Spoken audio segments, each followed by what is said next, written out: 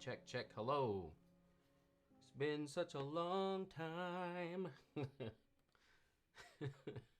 I haven't live streamed in like, I don't even know how long it's been.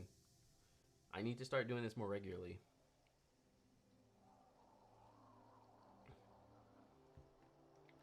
How's everyone doing though? Sound off in the chat.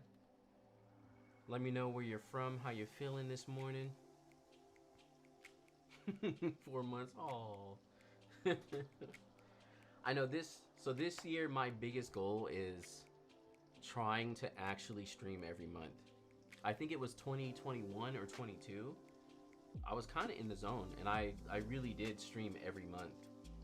And a lot of those streams are still on YouTube now, and they're actually doing well. They like picked up at some point, which was weird, but that's kind of the goal, is to stream more often.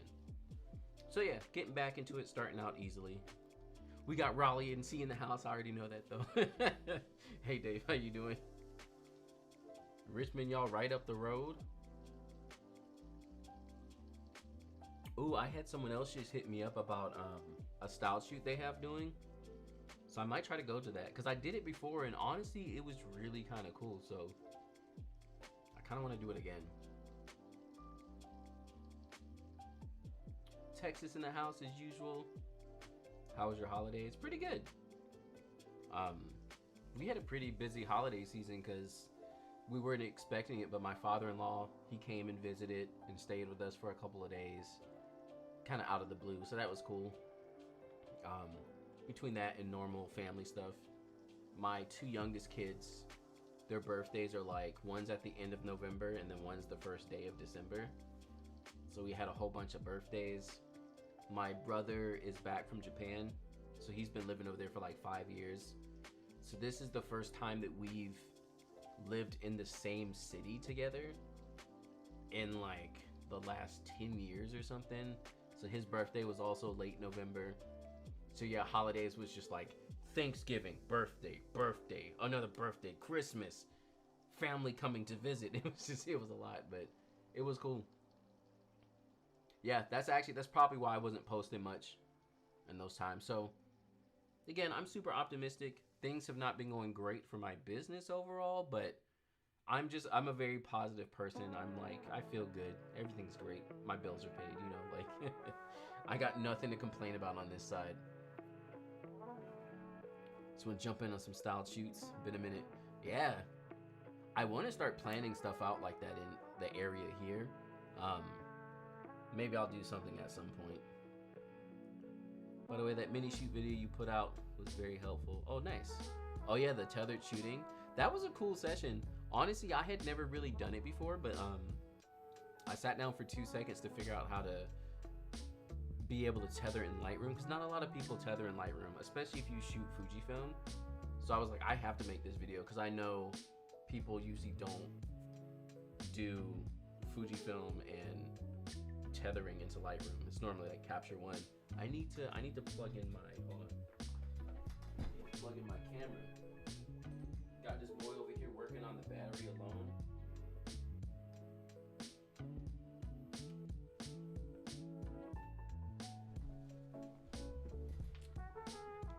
Hey, morning. So I actually I just recently got so this is the XS20, and I got the new 16 to 55 2 on there now, and it looks pretty good. That 2.8 and the autofocus is pretty fast. This is also with the new autofocus update. I mean, yeah, that's pretty good. Yeah, the autofocus firmware update was a huge change. I also bought the little fan, since the XS20 can use the fan, so I have that going on as well. But yeah, let's go ahead and start jumping into this. I'm hoping my streams are going to be popping like they used to be, but I'm also starting to realize that we don't have that 2020 at home bump like we had before when I was streaming in 2021. So live streams might be a little slow. We'll see how it is. How's the music sounding? Y'all think it's too loud? Does it feel pretty good?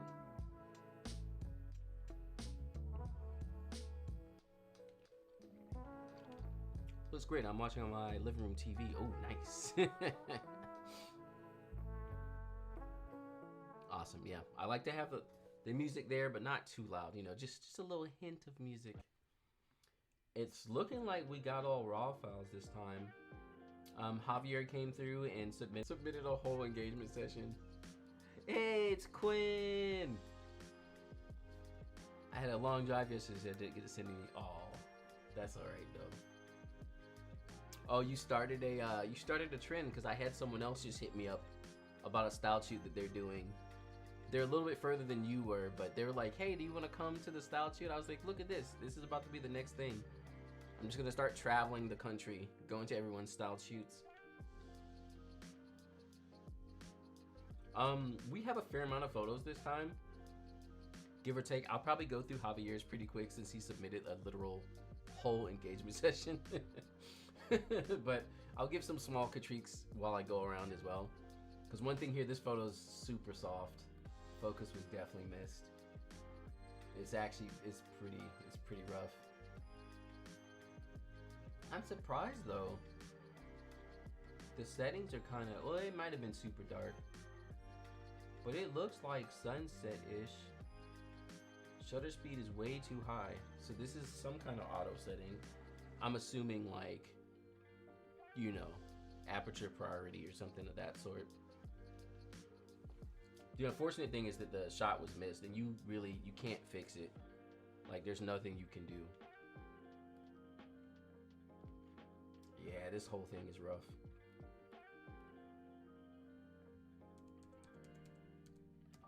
Much more magenta, drop them shadows.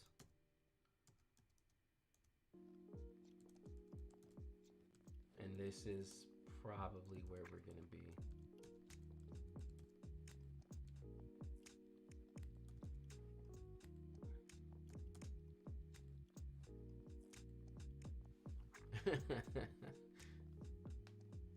Tennessee to pick up my daughter, and I had to drive over 12 hours. Oh my goodness, what a drive. Yeah, if I go to this Tennessee shoot, I'm gonna fly over there. I'm definitely not driving. That's way too much of a drive. It's too much magenta. It's too much magenta. Yeah, I wonder what happened here. It's like a combination of settings and autofocus. Just like it's not even focused on anything. It's almost like the camera was in manual. Oops. I don't know. Let me get rid of this. And it just straight up missed. Like it's not even back focused.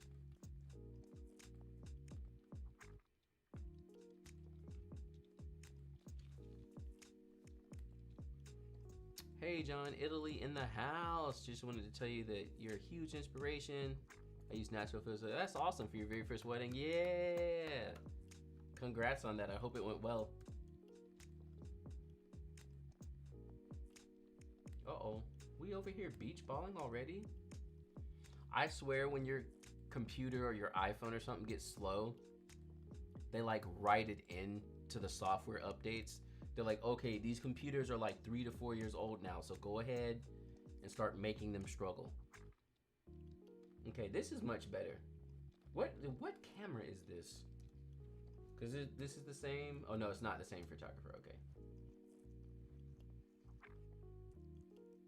Yeah, I don't know what happened here. It's unfortunate though. This is nice. We gotta straighten up that. And I'll go ahead and do some AI removal now that we have it built in.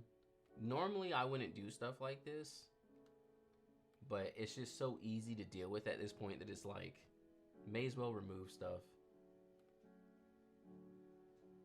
Did it leave the shadow there?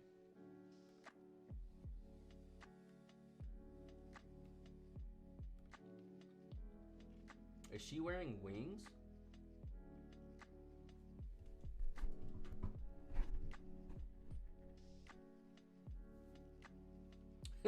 Where's Beth? I beach balled a little too much for the last couple of shoots. Yeah, it's about time to get that M4 Max. What I really want to do is I still want a Mac Studio, but it looks like, oh, you can see the mic? Can you see it? Oh, the mic is low. Oh no. My camera's saying it's too hot. Hopefully it won't like cut off. There. I don't want to make it too loud. Can you turn up your volume? Here,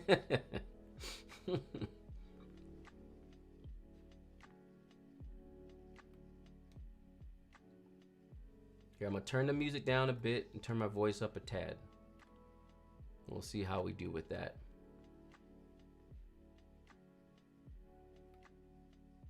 Javier in the house, in the stream with his full engagement session.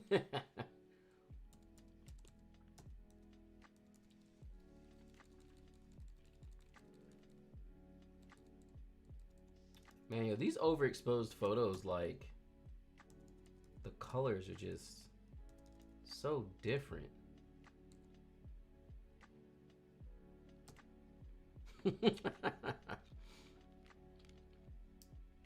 My Sony a7 IV overheats trying to stream. So the thing is, this was never the case. I have it plugged in and I have the fan attached to it, so you would think it would be fine, but it's already like, bro, I'm hot. I just started. So yeah, if y'all lose my like actual feed, you know what it is. Here's our before and after. This doesn't feel straight to me, but I guess it is. Yeah, the buildings in the back are straight. I'm just being extra.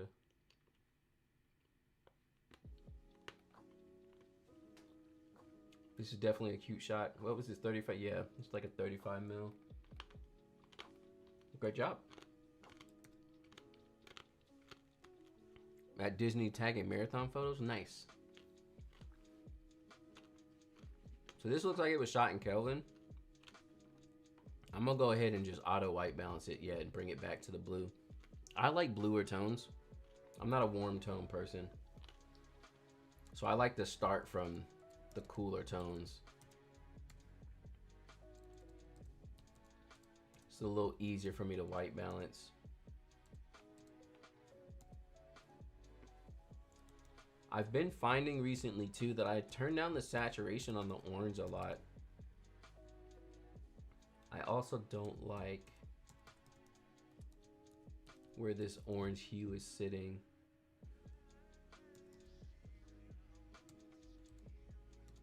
It's actually a little too much magenta for once. Like something about the tones just ain't hitting for me in this particular photo.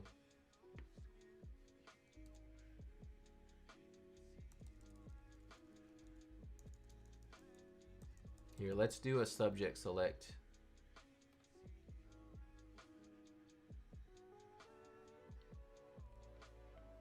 Did it get it?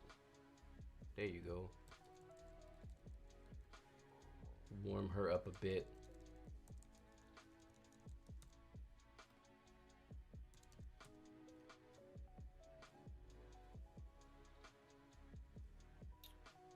Can never be too much magenta.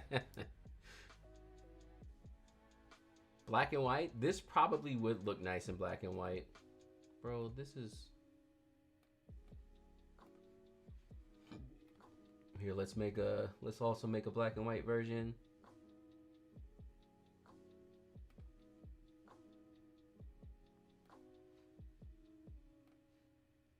This looks like one of those worst case scenario kind of days. I don't know if it was a styled shoot, but it feels kind of like a styled shoot just from these other photos here. This feels very styled shoot to me.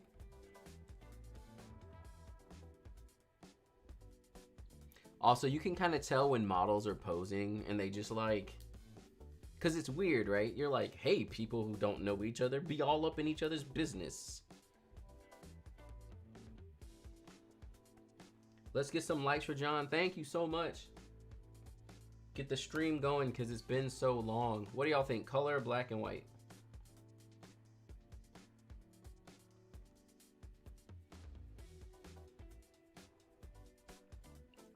Can I ask how I submit my photos? So normally I do the photo submission before the stream. So I'll leave it up for about like a week or two and let everyone submit. So I don't take any submissions during the stream. Maybe one of these days though, I'll do a live submit your photos during the stream. That'll be a little intense though. Just getting photos coming in all day. I'm like streaming all day. Color all day. I think I do like the color one better. When they're side by side like that.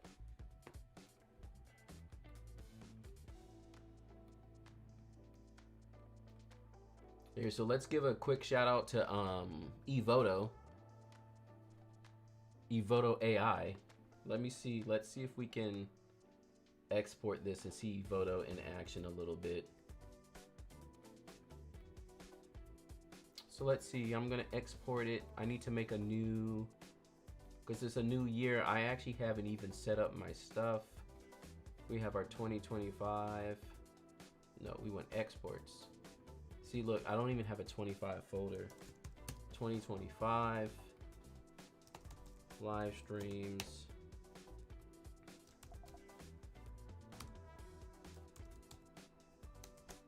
January.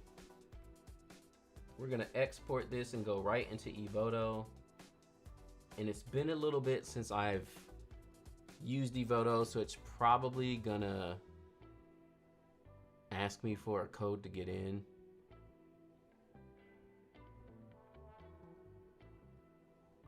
Set up a duo stream? What do you mean, like live streaming with multiple people? Yep, failed to fetch user data. It happens every time. It's actually kind of, this is the only thing that I don't like about Evoto. And so now I gotta log in. And then it's gotta give me a code. And then what always happens is the email takes forever. So I'm like sitting here like, bro, where's my code? And I have to wait for like 15, 20 minutes.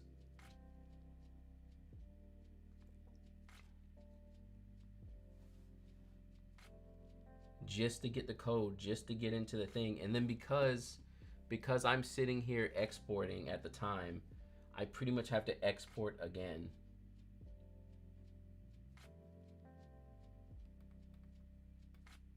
Ugh, it's the worst. Every time. This was supposed to be a quick little thing. Did you have any Voto code for us you'd like to support? I do have a code somewhere. I think I have a QR code. I don't get any affiliate stuff from them right now, which is a little unfortunate. And like I like the product. I really do. And that's a big thing too. Like, I'm very strict about my sponsors. Like, even just to tell y'all honestly, just to be very candid, have y'all seen or heard of Aperty? It's by who does it? It's another program, I'm forgetting. But they're also kind of like an eVoto style retouching with AI. And I tried their platform and it just didn't. There was things about it that didn't work well. And I turned down a pretty good chunk of money that would have been nice right now because I don't have a lot of weddings. Because I was like, I can't recommend this to my viewers when it's not doing what I would like it to do. And I've already done a sponsored video with eVoto, and eVoto works extremely well. I was like, I'm sorry, I can't. Like, I would love to do a video for you all, but unless you'll let me fully just be like, hey, their competitor is better, but if you're looking for a cheaper option, like, this is great and here's its downfalls. Like, unless you let me straight up say that on the sponsored video, then I was like, I can't. See, that's my life. That's my life as a doing sponsored videos. Okay, we'll come back to eVoto later. Sorry, eVoto over here hating. I'd love to have John on my channel, maybe an interview style. Oh yeah, that'd be cool. I'm down for it. How many photos that your customers receive from a whole wedding? So it depends on how long the wedding is, but it ranges. It's usually between like 800 and 1,000 photos, give or take. Sometimes it's a little bit more than that. But for the most part, it sits close to that 1,000 range.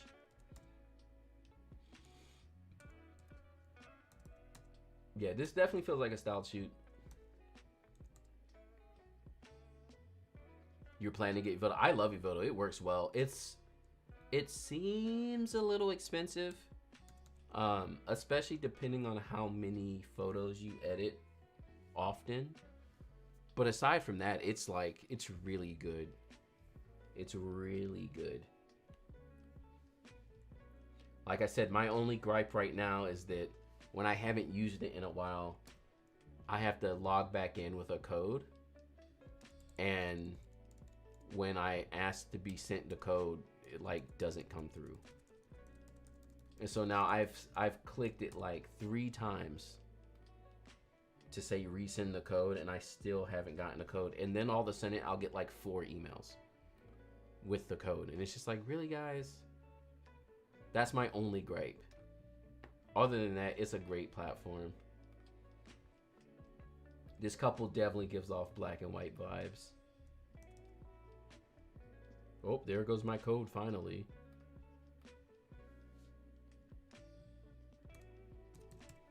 My goodness.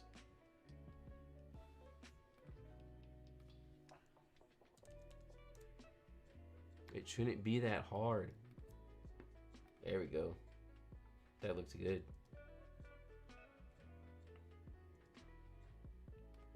Okay, so back to what I was talking about.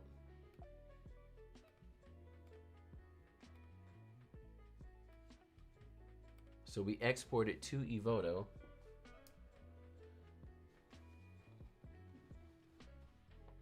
There. There.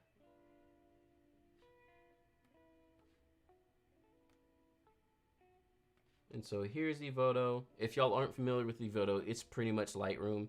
except it has AI retouching, which is really good. And what I like is the fact that you can make, bro, Lightroom, calm down. Stop asking me about it. Stop. You can set up presets for your retouching. So for example, I have my natural feels post-production, as I call it. So this is adding sharpening and grain, and it's also retouching on the photo. And so you see it cleaned up her face. Her skin is nice and smooth now. Here's our before and after. Like, look at that, so good. And the thing is too, it's not even just like skin smoothing, it's doing like the frequency separation style of skin smoothing and cleaning up blemishes and stuff.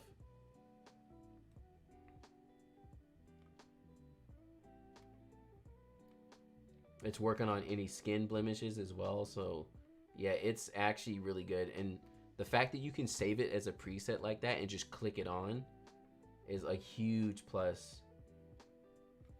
I added my grain too, which, oh yeah, you can see it. You can see it better here. Just to give it a little extra texture. And so this is part of my export process now, is that I'll always go through Evoto like this. And then I'll export it again, essentially.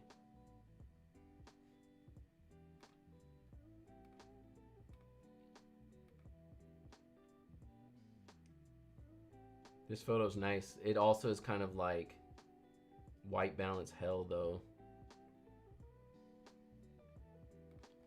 So it looks like my preset is eating up some of those yellows. So let's see if we can, we're gonna saturate our yellows. We wanna switch the tone.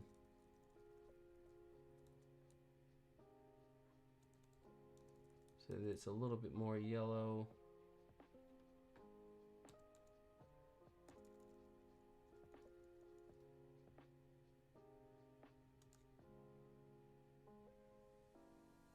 So also select our subject.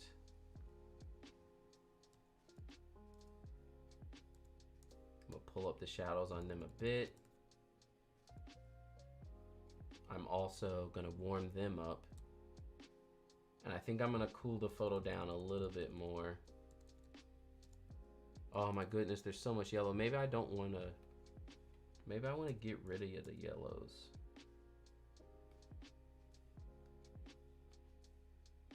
So much yellow.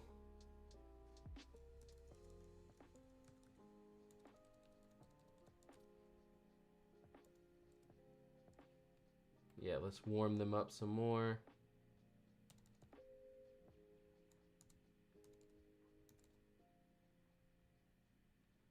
There's another tone in there that I'm not liking. I feel like it's a red, maybe?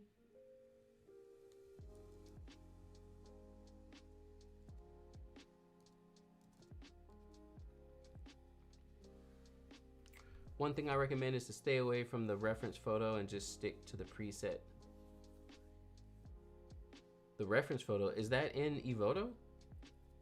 How much do you spend on Evoto credits? They're kind of expensive. I can't remember what it is exactly. I think at that point you have to learn, lean into the yellow. I think I got it. I like this now. This feels more comfortable, because I mean, yeah, like you're gonna have the yellow, but I don't know, this feels pretty good to me. Maybe red is also kind of,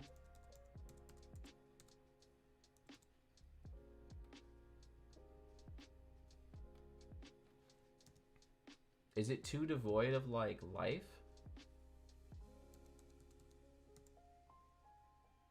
I don't know, y'all. This is feeling pretty good to me.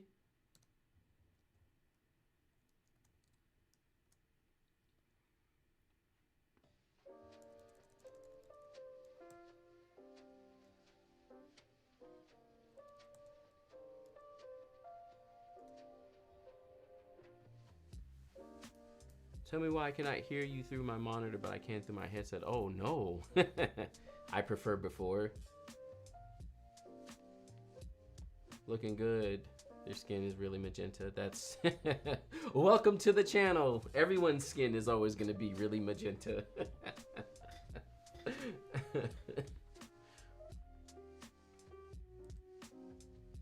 I don't mind this. And it doesn't totally feel devoid of life either.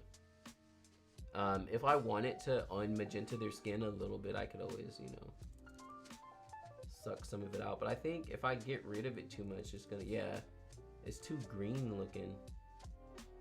Magenta is close to like that orange life-giving, so I usually like a little magenta in there.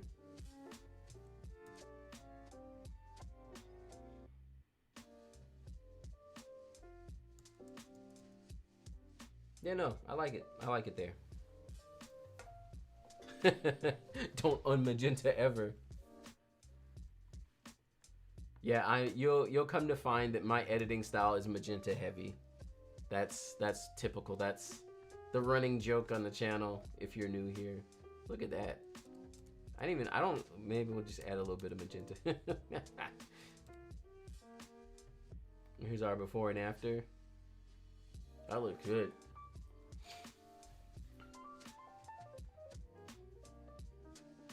Have you tried other AI? So I tried Aperty. Aperty is pretty good, and the pricing on it's much better because you're not paying per photo. It's like a monthly thing. It had a little bit of downsides to it. So right now I'm not going with it, but it was pretty good too. Those are the two I've used for AI retouching. I also use Imagine AI for actually editing, but that's when I'm like doing my weddings. Like normally I wouldn't edit all my stuff by hand like this.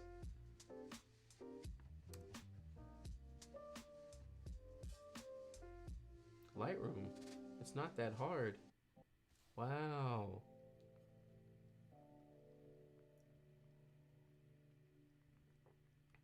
Yeah, my normal workflow, I have Imagine AI and I'm using that for like editing all my photos. My goodness. Direct sunlight, and it's also like overexposed. We can't really decrease more because in raw photos, her skin is already magenta due to the cast of the leaves. Yes. Yes, it's true. That was the hardest thing about that photo, is that the leaves were casting off all that orange, magenta, yellow. Oh my goodness, so much direct sunlight.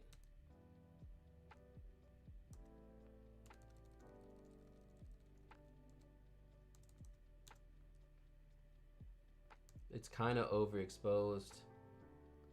I don't think it's gonna get any more. I think this is as good as it's gonna get.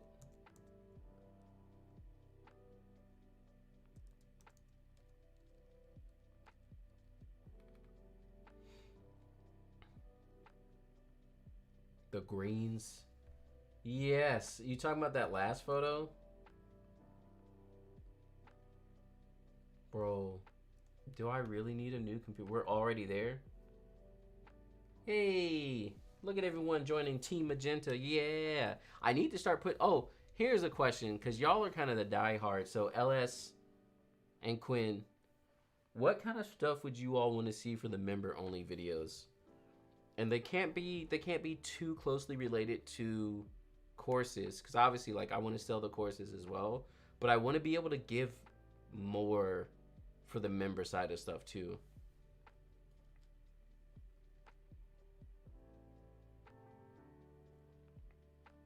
Unlimited for editing and aftershoot. So aftershoot doesn't do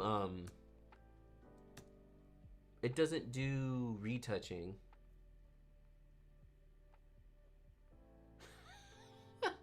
OF content, yeah.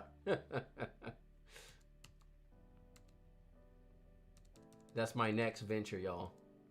Weddings aren't booking, so you know, gotta pay the bills somehow.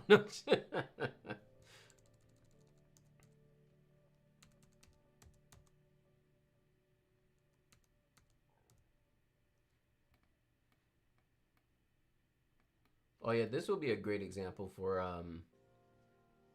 Evoto. Let's throw this into Evoto.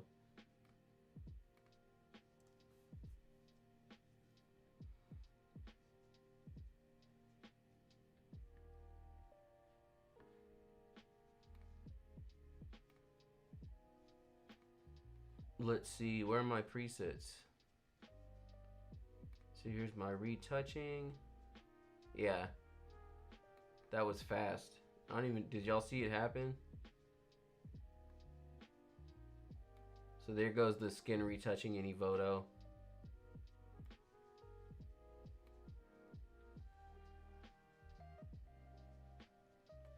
And that was like in 5 seconds. I didn't even do anything.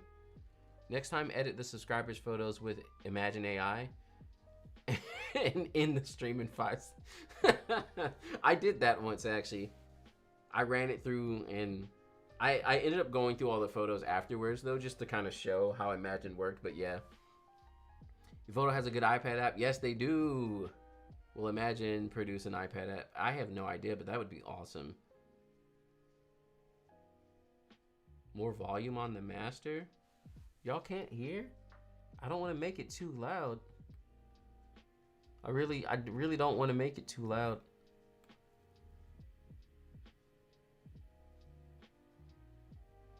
Giving sponsor subs a link to send raws in the beginning of the... I mean, I thought about doing streams. I don't have enough people in my streams yet, but I had already thought about doing more like, you know, like subscriber only. Oh, there it goes. Wow, bro. My camera done gave out. I never had this happen before. I used the stream, well, I guess no. I was using the XH2S. Is it really that hot? It had the fan on it and everything. This thing is hating, yo. Camera said, I'm sorry, I can't do it. Help me.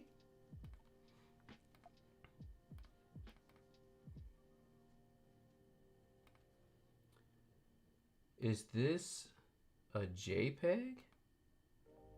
Oh no, that was the preview, I see. This is a cool shot. .raf, what are we working with? What camera is this? Fuji X-T3, the good old X-T3. I like that edit it had on it. I'm gonna turn my camera back on in a second. Just give it 2 seconds. Can you move the LED back screen? Yeah, it is. It's just, so I have the screen flipped forward facing me. And then I have the fan on it. I'm surprised it gave out, honestly.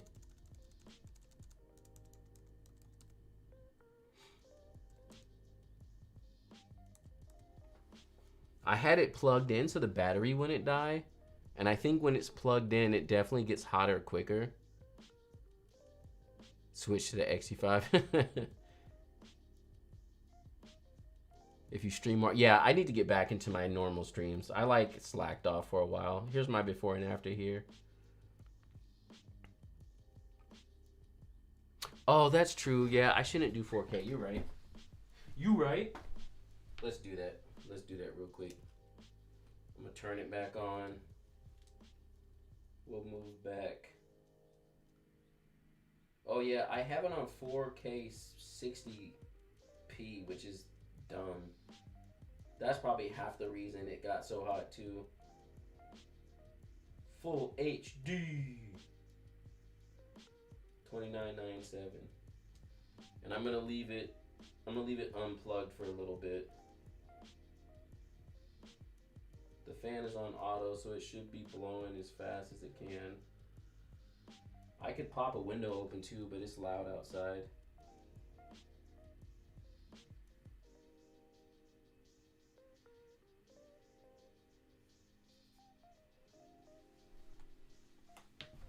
Okay.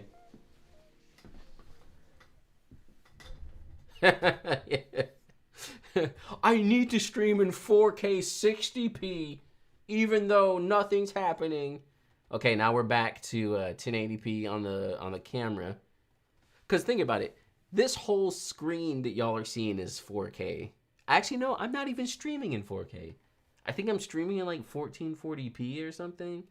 So this little box that I'm in, it doesn't need to be any more than 1080. Thank you, Javier. See, this is why he submits whole engagement sessions, because he contributes. He contributes to the stream. No, we got another missed focus. Y'all, I'm about to make a how to not miss focus video. See, I've not been using my camera for streams because I don't know honestly how long it would last. Yeah. I'll have to keep an eye on the battery. But I'll probably plug it back in a minute. What are these settings? It's a cute shot. I don't know about it being crooked. I don't mind the crookedness on this photo, but I also would rather have it straight. But yeah, these settings look like I get, so it's overcast, so it probably was a little dark, but come on, 8,000 shutter and 1,000 ISO. Both of these together doesn't make any sense. You could have been at 1/300, you know, and then ISO could have been, I mean, ISO still would have been high-ish. Or no, you could have dropped, yeah, you could drop the ISO back down to what, 500? I mean, yeah, it would have to be auto or something, right? I just hope that, like, and Justin, if you're in the stream, there's no offense here. This is just learning stuff, because when I started in aperture priority, and that's how I shot everything. Because when you're new to wedding photography, it's hard to think and keep up with the wedding day and also do your settings. So again, no offense, I did it myself. But stuff like this would start happening where, like, my photos, I don't think the focus is missed. It feels like it because the ISO is so high. Stuff like that would start happening to me, and I'd be like, why is this off? Or I would get blurry photos sometimes because, again, the camera would just be picking settings that made no sense. It's like, well, you need an exposure, right? And then it would make the shutter too slow.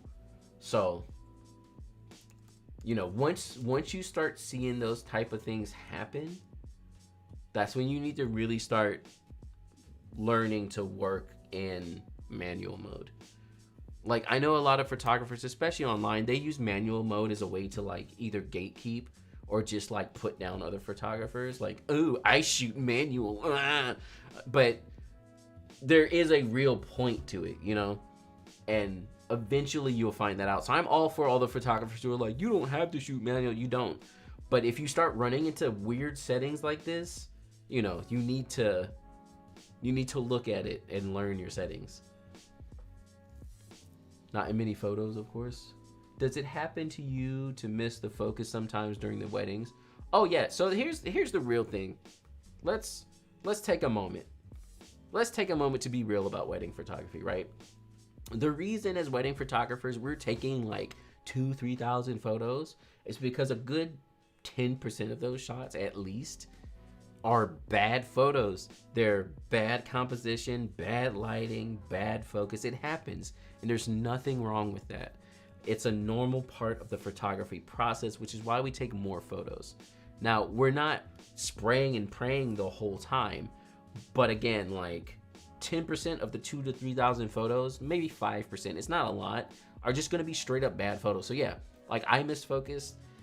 For a great example, and this was before Fujifilm had the Fujifilm autofocus firmware update, but I was doing family portraits at a wedding and the camera kept back focusing. And so while you're taking the photos, you're not gonna sit there and, oh God, I missed the focus. But you know, you'll take your shots and you'll be like, okay, here's a couple more, and you'll take some more shots, you know. And you'll take like 20 shots of the one family photo shot to make sure you got it in focus. But yeah, you definitely miss focus. If you're new to wedding photography and you like miss shots, and I'm not talking about crucial shots, but you have like bad photos in your mix, don't feel bad about them. They happen to everybody. Like, you'd be surprised, some of the photographers you like look up to and you're like, oh my God, their photos are like the best thing that could ever have happened on the earth. Bet you money if you went through a whole SD card of theirs from a wedding, there would be so much trash, and you'd be surprised. You'd be like, oh, they took these? So It's just a part of the process.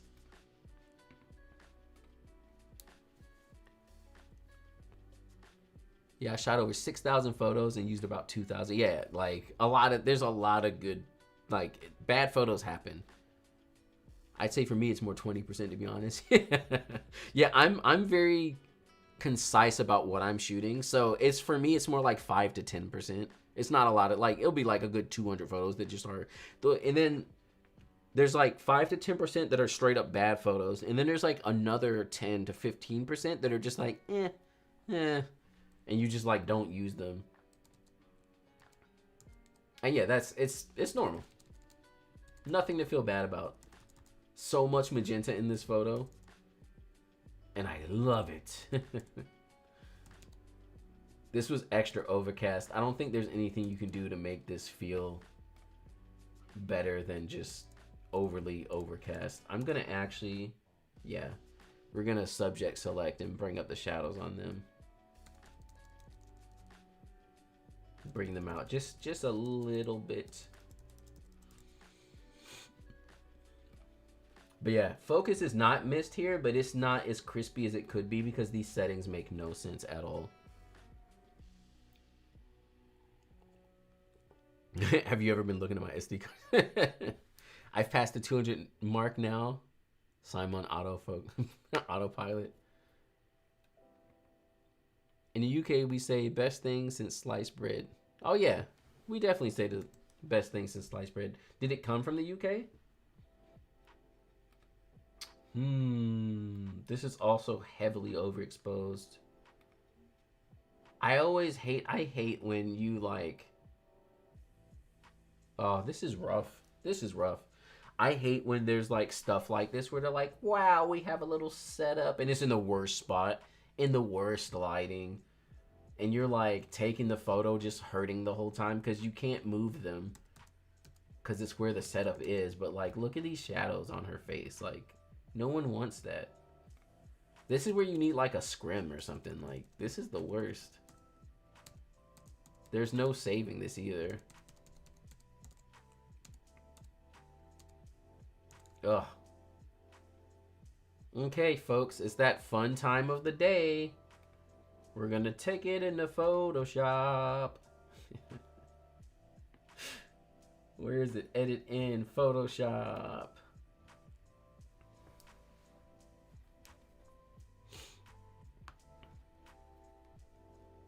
Direct sunlight, not the photographer. Yeah, exactly. Not the photographer's fault. It's unfortunate. I hate when you're stuck at sessions like that where it's just like, sorry, we set it up in the worst, and they're like, isn't it cute? And you're like, ugh, yay. I hate it. Put a huge diffuse, yeah, exactly, a huge scrim. To quickly bring it into Photoshop, you can do Control E. Over here changing my life. I'm guessing on Mac that would be Command E. Okay. We're just gonna do it. Generative fill. Let's see. Let's see what we get. What is this a 40th birthday party? Y'all be surprised to know. So January is my birthday month. And I also just turned 40 myself. I'm so old.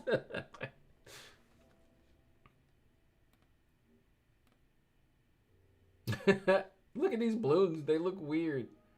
Let's regenerate.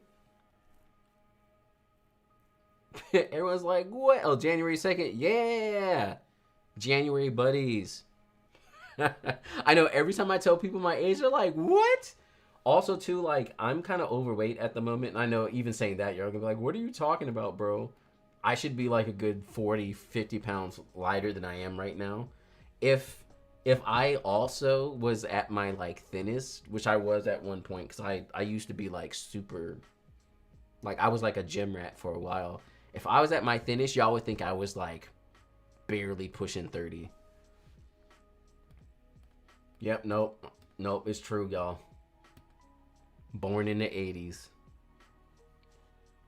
I thought you were 34. Boned it in the 80s. I was just having a discussion with my kids today because, like, wow, it just made people. Yeah, there's no saving this. This whole setup was unfortunate. Like, why is it on the edge of this thing like that? Now, it looks like, because I did a wedding where they had something like this too, and you possibly could have moved it. I definitely would have been like, look, we're going to have to move this thing over. Like, I would have asked them to move it or something. Because, like, having this dead space on the side with the cars and people, like, I would have tried to do something. Try an Evoto. I don't. Evoto doesn't do like replacing things. We're gonna move on from there. Beautiful photo. Is it straight?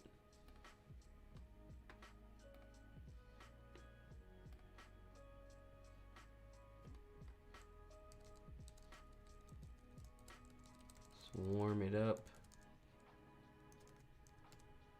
And I might.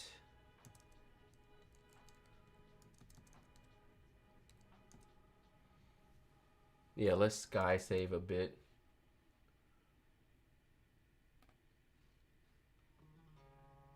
Not that much though.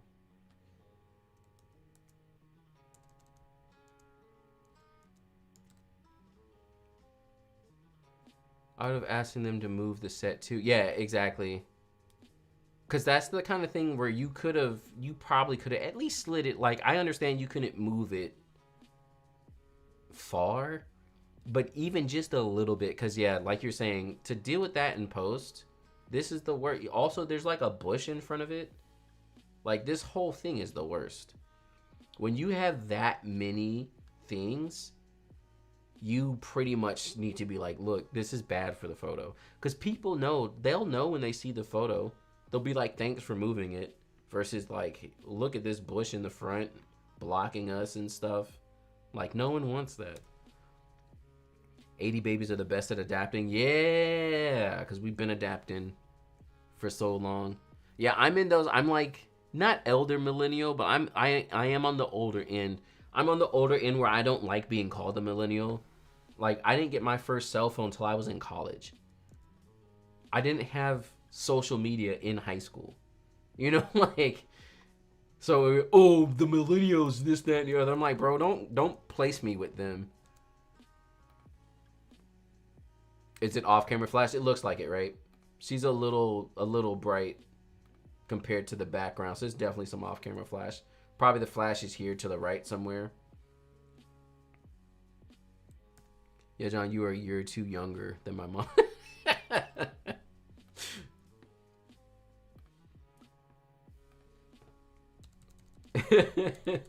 It's crazy to think, cause yeah, no one thinks it either. They was like, "How old are you, bro?" Yeah, I've been around the block a minute. Oh yeah, 82. Yep. That's around the same time. That's crazy. So much green in this photo. I'm surprised. Well, she looks decent because of the flash too. We can just crop out that flash. Yeah, that works. Oh, we got a little corner over there. There. Here's our before and after. Born in 2000. That's crazy.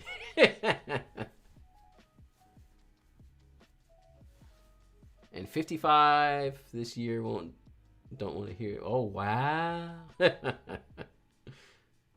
The flash saved the green cast. Yep, that's exactly what it is. Because, yeah, her skin tones look great.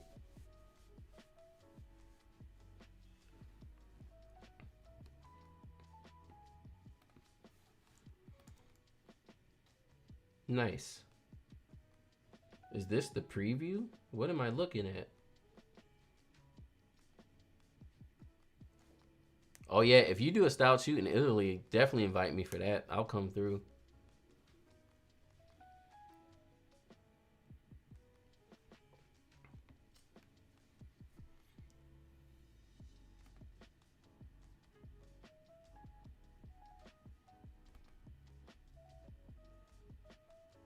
so underexposed. Everybody in their underexposures. I get why you do it. I'm so much more of a like correct exposure in camera type of person.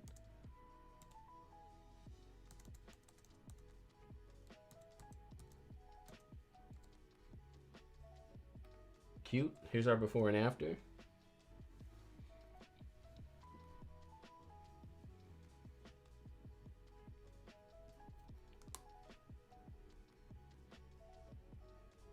John's back. Yeah, we trying to stream this year. We're trying to make it more regular again. Yeah, this is a nice shot. This looks like it's at some kind of resort or something.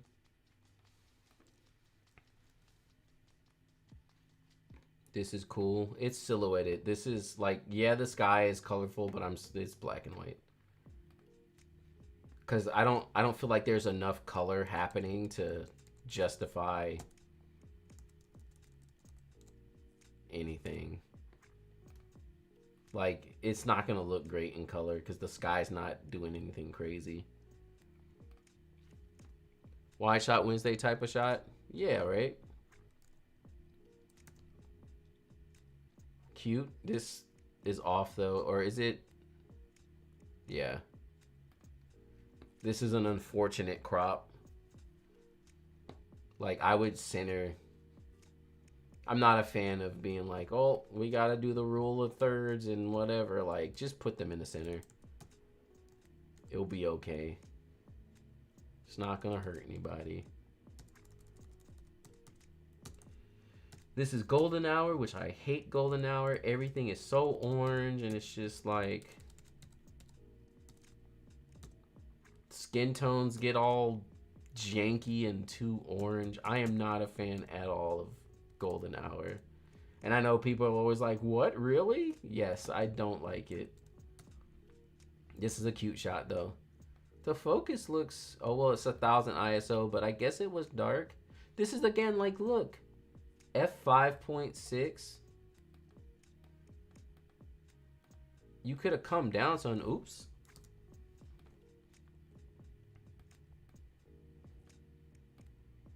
Oh well, that might have, it's a zoom. That might have been because it was a zoom. Should come down to my town and speak it to the masses about the golden. Yeah. Just yeah. Oh, it's golden hour. Just crank up the yeah. Bright and airy. Da-na-na. It's gorgeous. Oh my god.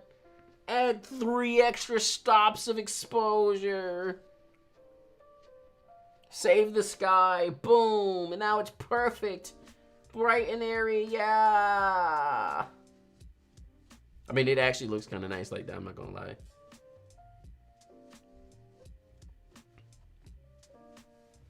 Not gonna lie, it does look kind of nice like that. Like right here. There. Is that what people are doing? Is that the style? You just underexpose and then crank the exposure up? What do you drink? Sorry, actually, I'm drinking some birthday juice. No, it's you know, some coffee. For this photo, I would add a bit on camera flash. Yeah, to help fill them in. Move all this. Everything to the right and it'll be amazing. As a beach pretend. It actually doesn't look so bad like this. I keep wanting to pull it down though, because I can feel the exposure coming off the screen.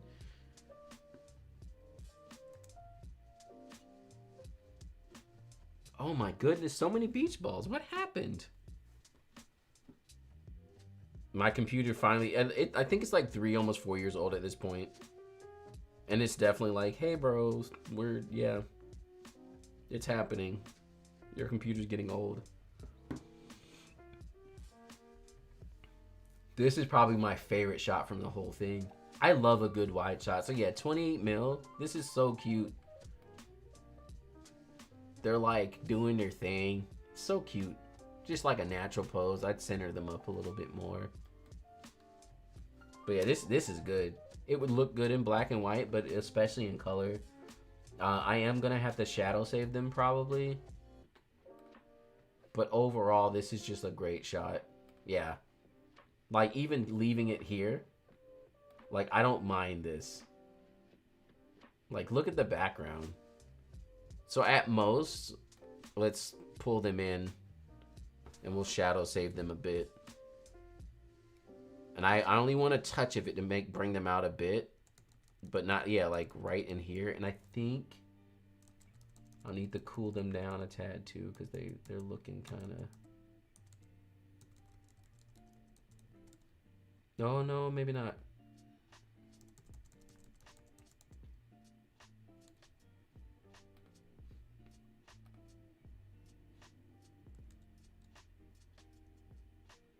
Okay, let's do our bright and airy version. We gotta hit them with the bright and airy,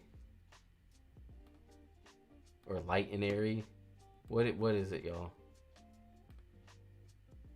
Just crank. Oh no, everything's too dark. It's not bright and airy. You gotta Oh my god, it's beautiful. Light and airy, so good. Save the sky. Crank it up. Save the background. Let me save the background.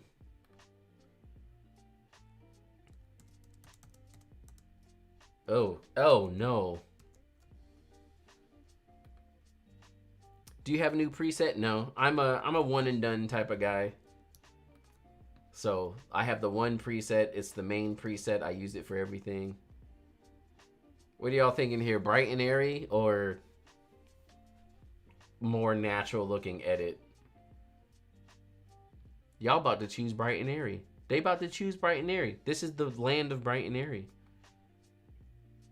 I mean, most of the time how people would edit this is it would look like this. Is that why I'm not getting booked for weddings anymore, y'all? Because I need to underexpose everything and crank up 5 exposures? Is that the answer? Is that, did we figure it out? There it is, guys. That's the answer. If you want to get booked for wedding photography, just crank up, add an extra 4 stops of exposure.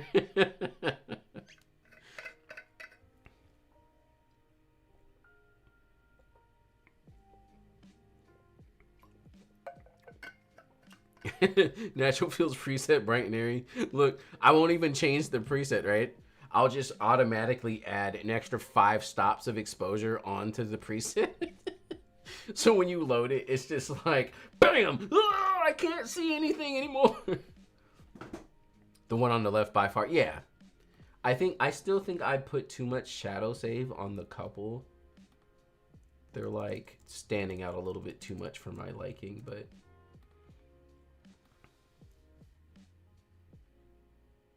Looking at them side by side, though, I definitely see... I can kind of see the appeal to light and airy. It's just something about it being so just, like, bright. I think a lot of people don't like contrast. Because I was at a workshop doing a styled shoot with people. And... one of the girls there were like, wow, your photos are so contrasty. And I was like, what the hell? Contrast? And I was like, are my photos really contrasting? I guess they are. But it's also if you compare it to like...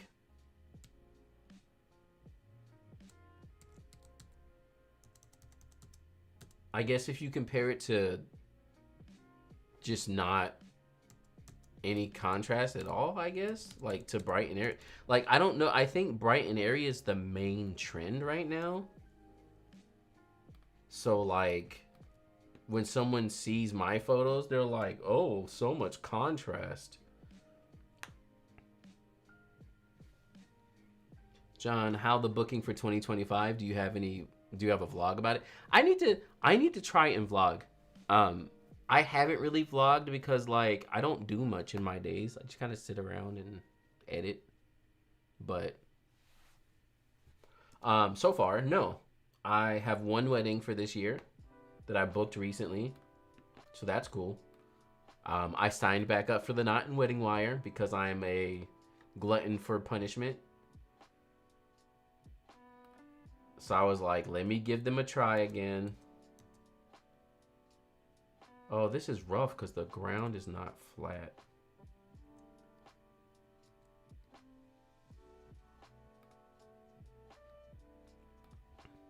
Oh no, this is...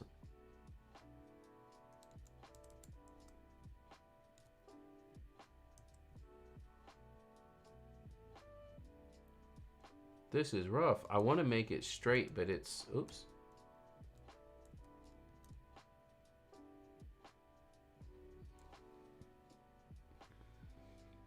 That one need to be in black. Yep, this is definitely one of the like... So I'm kind of editing... Oh, black and white.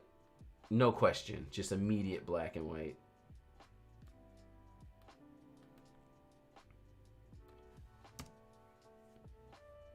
This is better.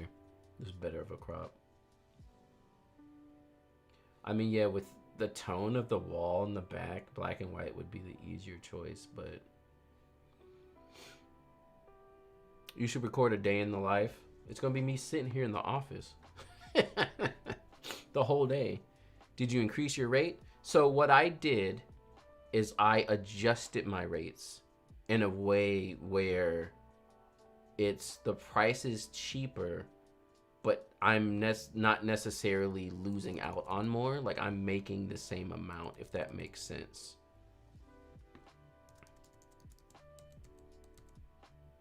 Yeah, no, we're not. We're just gonna black and white it.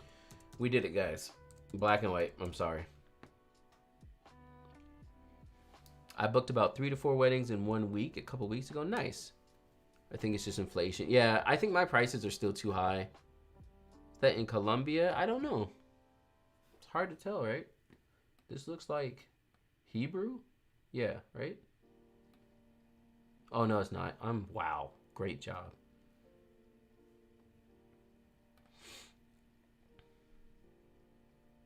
Is it too late to submit? It is. I'm sorry. But for my overall year, I think I have only about 6, and I normally do 15. Yeah. I have 1 right now, and nothing else is happening. And again, so I signed back up for the knot for like 2 reasons. I might make a video about it after a couple of months just to see how it went. And then also, like, I'm like optimistic to a fault. Like, that's what kind of person I am.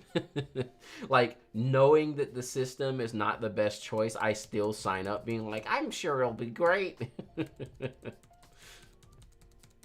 Overly optimistic for no reason. So yeah, we'll see. I've actually gotten a lot of inquiries.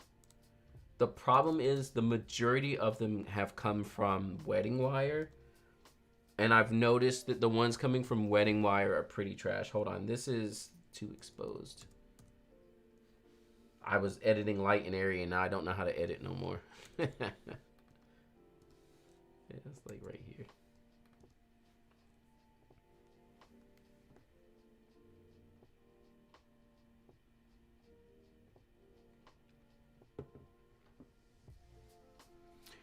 Now, the increase I'm getting from the knot seem more real, and they come in with like much better intention. I haven't booked any of them yet, but they look much more appealing. The stuff coming in from Wedding Wire looks like trash. They're all really bad, so we'll see what happens. So I think I've had a total of like maybe, I don't know, like 10 inquiries or so between the knot and Wedding Wire. So at least the fact that I signed up and I'm getting hit up a fair amount is good. It's just nothing's booked. Half the reason I signed up too is because the one wedding that I did book came from the knot, but it was before I was signed up with them. So I was like, maybe this is a sign that I can actually book. So it definitely looks like there was a flash here, but... Or maybe it was like a loom cube? Aperture priority, flash did fire. Yeah, the settings are just... Oh, yeah. So this is another great example, right? Aperture priority chose ISO 100, and then 1/60 for the flash, or for the shutter speed. It's like we could erase some of this. Flash power is probably like as high as it can get, and look how dark this is. This is the worst. And I mean, yeah, okay, ISO 100, I can do this and save it, but I don't know. That's not the goal.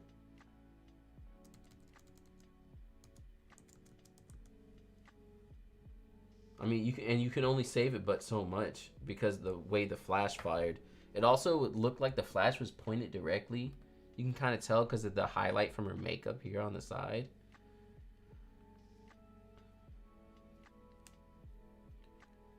I would absolutely think about using certain programs that allow for SEO help. Yeah, that's another thing. I think I destroyed my SEO because I had to switch from Squarespace 7.0 to 7.1. And to do that, you had to make a whole new website. And I think that killed my SEO. So there's a lot of things happening right now in my business.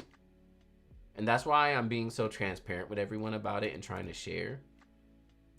Just to like bring home the point that like we're all out here kind of struggling. And it is what it is, you know?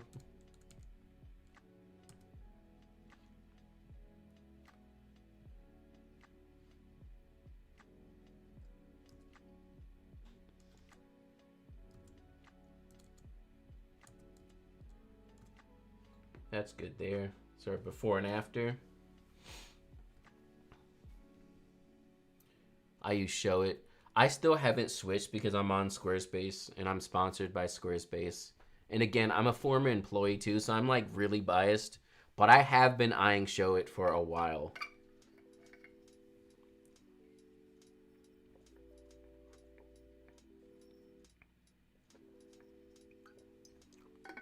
How's the competition? My area's really, there's a lot of competition.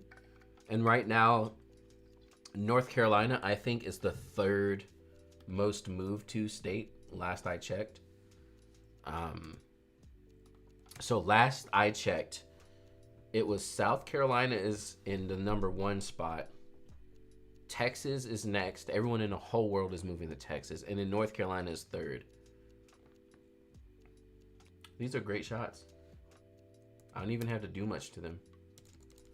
They're a little overexposed, but they're good. Yeah, when you don't have to mess around with the photo a lot, you know it's a good shot. Hit me up when you're ready because I am a website designer. Oh, cool.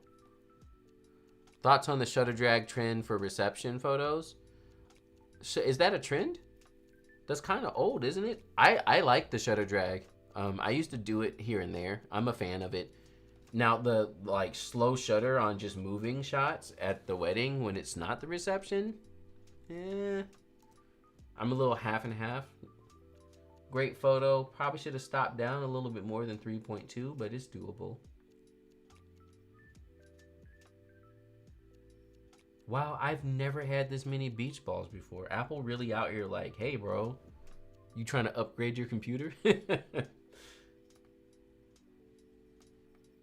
I mean, yeah, this is fine. 3.2 is fine.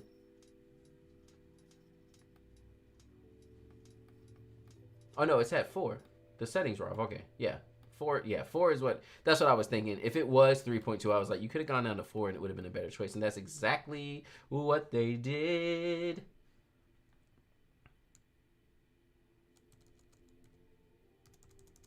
Bring these shadows, raise that magenta because there's too much green.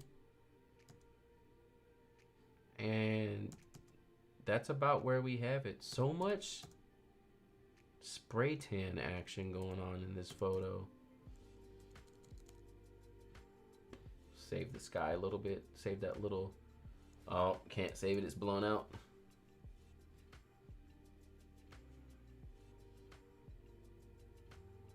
Yep, can't save it. That's the only problem with this photo is that this back corner is like totally blown out. I guess because they exposed for the people. Yeah. Because they're in like absolute shadow. So yeah, this whole corner. Honestly, I almost want to just like... Let's see if we can get rid of that cloud. Because the cloud is what's bugging me so much. It really shows off the fact that it's overexposed. And it just doesn't look good. I'd rather have just like overly exposed blue sky. -2 works in this. Oh no, why is it adding stuff? No. Just remove the cloud. You're doing too much, Lightroom. No. No one asked for that.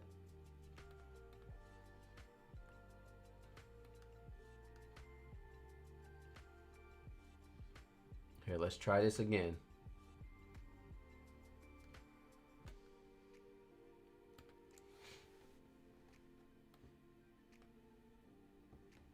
Maybe no AI. Yeah. I'm lazy though. I don't like removing stuff at all. I'll keep it like that. Works. That's fine. There. And then we can sky save. Oh no, you can see the markings. Never mind. We'll leave it like that's fine. So here's our before and after. Yeah, exposing for them though works with them being in the shade like that. It just ends up looking really nice overall.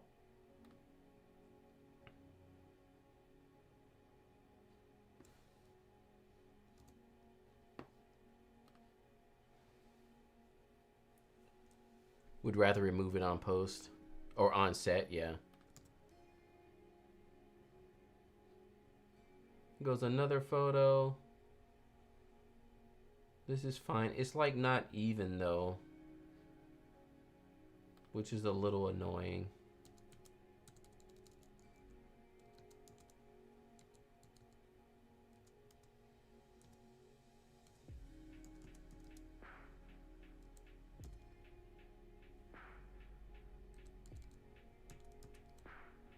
Yeah. Yeah. This is the same, yeah.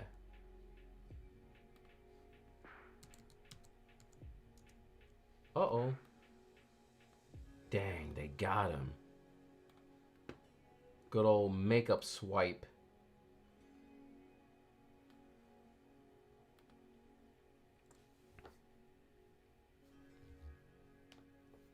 Did it do it?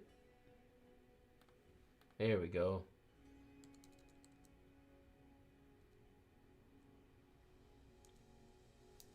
Have you ever tried to shoot a wedding on primes but with only one camera body? Oh no. I would never. Not with one camera body. That's I don't think that's a good choice unless you're the type of photographer who's going to be fully photojournalistic and you're not switching your lenses like at all. Like you're pretty much just using a 50 mil for the whole wedding. That could work, but yeah, no. If I'm shooting primes, it's gonna be 2 bodies always. The only time I would ever do a single body is if I was doing zooms.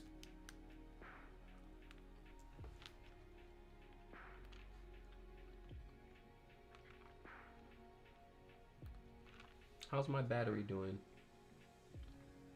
We're about halfway. I'm probably gonna plug in the camera soon. Oh, nice. This is a cute shot. This one would look cool in black and white. But let's see if we can pull off a decent color shot.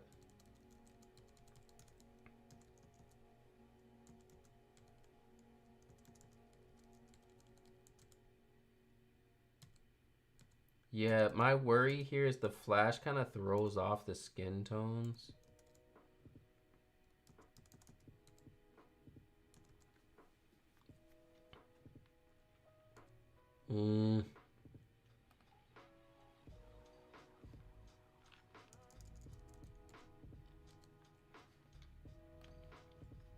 Let's do a black and white version as well. Oh, this is cute. Great shot. So good. We'll get to that in a moment. Create virtual copy.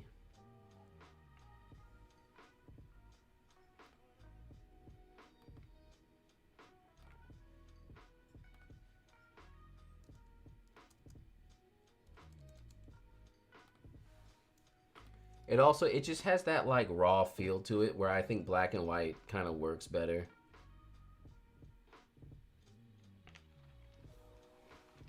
Love your videos. Thank you so much. 24 to 70.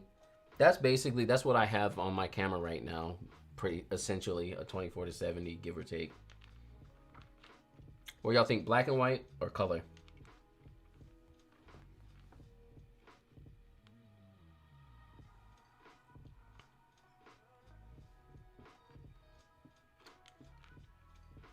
I like the ability to zoom. I'm cool with not being able to zoom. I kind of like it. Yeah, I would agree. Black and white, definitely. It works better for this photo. It like gives the feels. Also, it gives it like an old school feel too, right? Like a picture you would find in like your grandmother's family album or something. I actually really kind of like this shot. It's just kind of raw.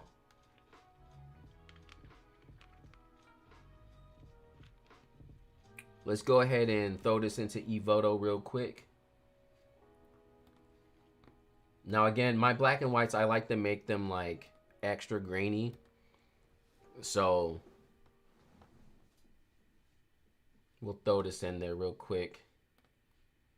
And you see, so I have my Natural Fills post-production black and white. So this is doing the skin retouching and stuff and also adding grain.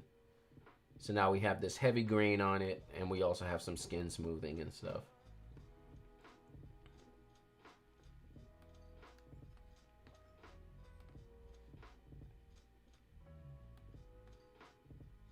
Oh, did they change the way their grain looks? What happened, ePhoto? I don't know if I like the way the grain looks.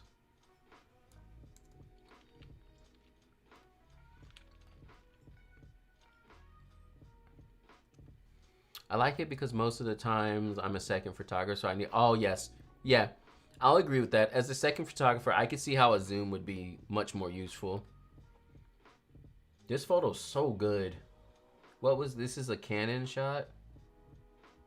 EOS R6. The lighting just looks so good. Like this will work in black and white or color. Look, I ain't had to do nothing to it. That's it right there. So good.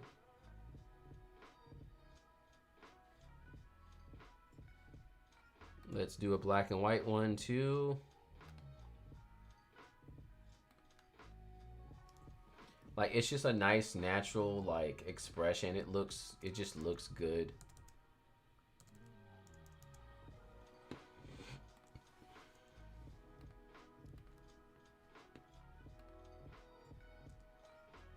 It also gives off the vibe like, I just woke up in the morning and I'm getting married. OMG. You know, like, great shot. I have to go cook dinner now. I'll watch later on. Thanks for joining. Add more magenta to it.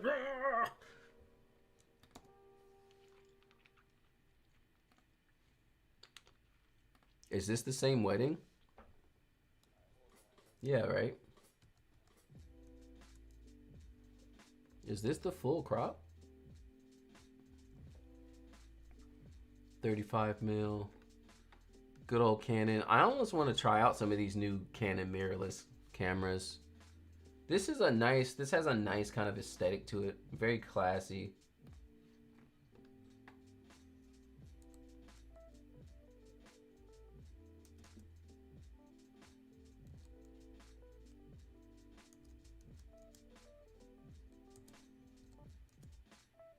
I mean, yeah, these photos are great. I don't even have to, I'm not doing anything to them.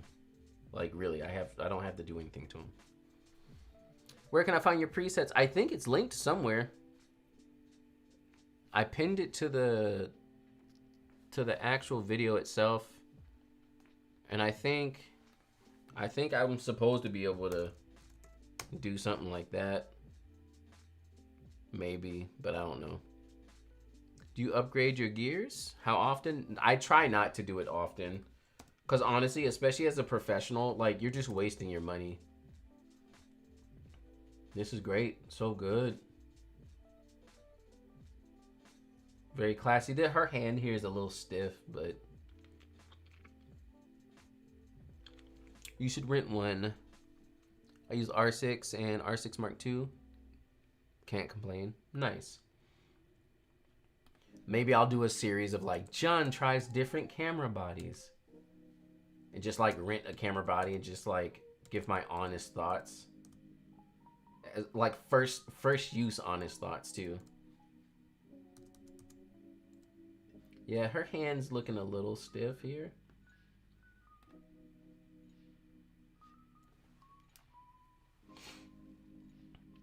That would be cool. As a new photographer, what good editing software can I use?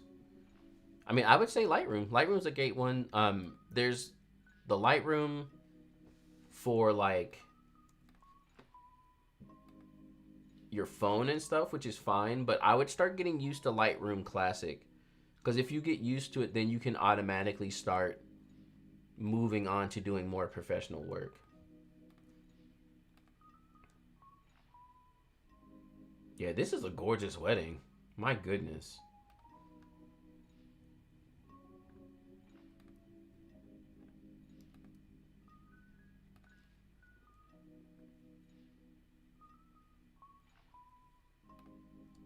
Y'all always be submitting that, like, these photos look so good.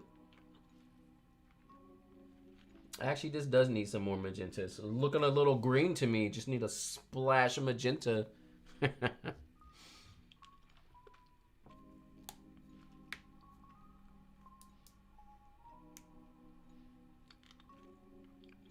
I can't believe I'm getting so many beach balls, y'all. Do you think it's ideal to shoot with a crop sensor, M43, and invest in good lenses, or switch to full frame to get better capabilities such as low light performance? I'm half and half, so I shoot all my weddings with Fujifilm, and so those are all crop sensors, and I think it's just fine. My work looks great. I love my photos. Everything's fine. So I'm not necessarily in the camp of like, oh, I need to get full frame to be able to do whatever. So I think you're fine. Good glass is definitely going to be the best. Micro Four Thirds I've never personally used, but I'm sure, yeah, it's a struggle in low light. The thing is, though, low light should never really be a huge problem if you're lighting things, like using flashes. Low light's only really a problem if you can't use your flashes. And so a lot of the times photographers bring up, you know, concerns about low light, but it's like, how often are you shooting where it's just totally dark and you can't use a flash, especially as a wedding photographer? At most, at like a Catholic wedding inside the cathedral or something. So outside of that, like, it's really not like, you should be lighting stuff with a flash anyway. Here's our before and after. I did nothing to that photo, if you saw. This was with the 16-80 f4. What is that, GFX? No, because it's not. It's XF. What camera is this? XT3. Guys, I love the XT3 so much. Does that mean Lightroom regular is not recommended for professional work? Personally, I would say yeah. Like, you can do professional work with Lightroom regular or Lightroom CC or whatever they're calling it now. But the advantage to Lightroom Classic is how you can structure your files and save them into different folders and know exactly what's happening. That's the main advantage to Classic. There's also a couple of other features that Classic has that CC still doesn't totally have, but they're about even. What is the beach ball? That's the computer keeps like freaking out, slowing down and stuff. I had looked through these shots earlier. These are cool shots. I would say this feels like shooting as a second photographer, I think. And for a lot of these angles, like, see, here's my beach ball here. Y'all, can y'all see that? So it's like the computer stalled out right now. I can't do anything. I don't know if it can't handle streaming, and also something happened. This computer used to be beastie, but now it like can't take it. But yeah, these angles, they're not the greatest. And it seems like you're up on a balcony or something, but zoomed in would make it a little bit better. It's like, it's just too high and too like pointing down to really like give substance to the shot. It's also, oh no, it's fine. It looked like it was a little off or something.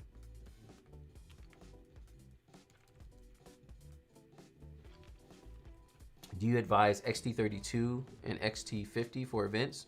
You could use them. I think they're fine. Again, the biggest thing with the XT double series is just to keep in mind that you're only using a single card slot. So that can be a little bit of a concern, but outside of that, those are great cameras. I love them so much.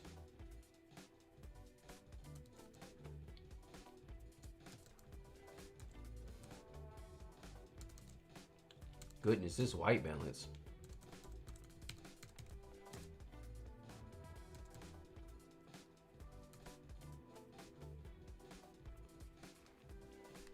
It was a balcony. Yeah, it definitely looks like a balcony. Just pick one of those, John. I accidentally sent more. Oh no, it's fine. And yeah, that's my only feedback for this. And again, it's one of those things where like you could only do but what you could do. Like you can kind of tell. Did you try optimizing the catalog? No, but this is a brand new catalog. The only thing in here is this live stream, so it shouldn't be slow like this. Do you have What's My Gear in 2025? I don't think I did. I think I did a video like that, but it was fairly recent, but it wasn't for 2025. I'm pretty sure I did a video like that recently, because basically I was talking about how I use my GFX, but not totally. For weddings? Maybe not.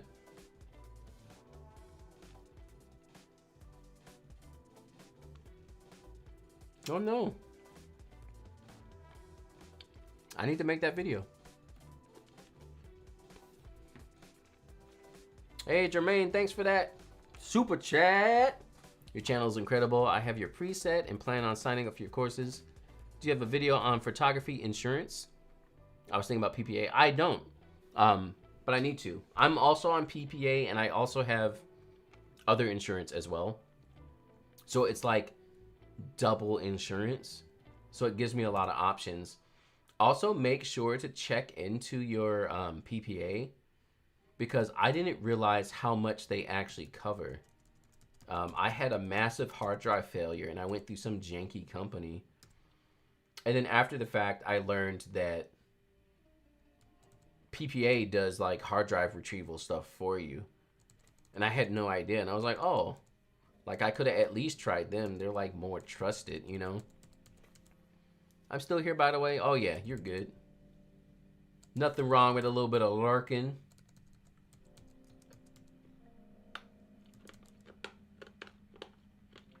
Is this the same camera?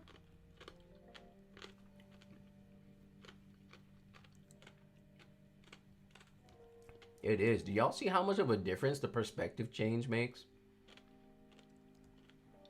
And this was kind of like my point. Like, the balcony shots are fine, but this is great. Like, this looks amazing. The colors on it look so much better. Like, everything about it is just better. Bro, apply the preset.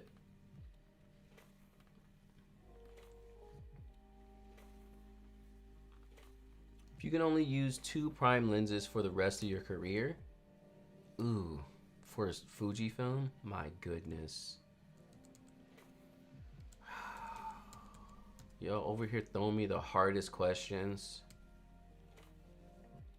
I would definitely say the 56-1.2. Because that's a great lens. And then probably the 23-1.4. 23-1.4 and 56-1.2. The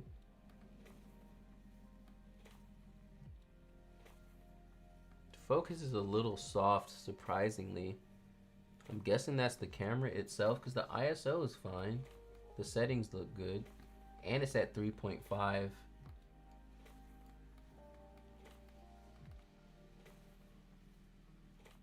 Yeah, I'm surprised it's a little soft looking like that. I can't even tell what it maybe it focused on her arm more.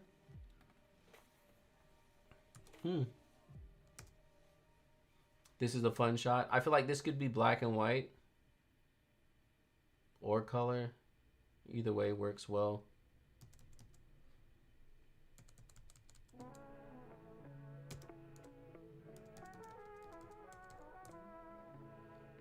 Here's our before and after.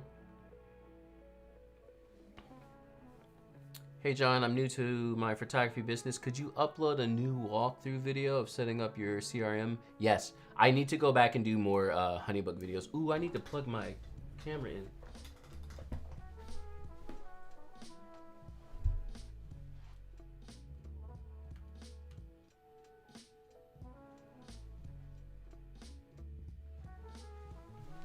Yes, that's a big part of my plan for this year, is trying to hit more of the HoneyBook stuff again. I need to make a video because everyone's all up in arms because HoneyBook is raising their prices, which I get it, but they've never raised their prices. So like the one time they're like, hey guys, we kind of need to like do things to make our business work. Everyone's like, oh, I'm not gonna use HoneyBook anymore. So I'm hoping not too many people try to leave HoneyBook just because of the price raise. But what computer are you using right now? This is a MacBook Pro, an M1 Max MacBook Pro. So it's a little old at this point. Bro, thank you for editing my quinceañera picture. Yes, it was beautiful. That was a great shot. What flash did you use on that? I signed up for HoneyBook because of you and I love it. Nice. Perfect, thanks bro. Love your work, by the way. Your videos have been very helpful. Awesome. That's good to hear. This is a great shot. This also could work in black and white, especially because of the way, like, the overcast sky.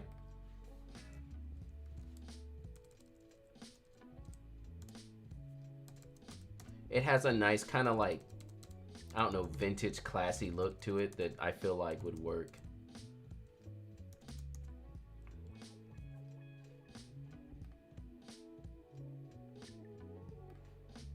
Yeah, let's throw this one in black and white as well.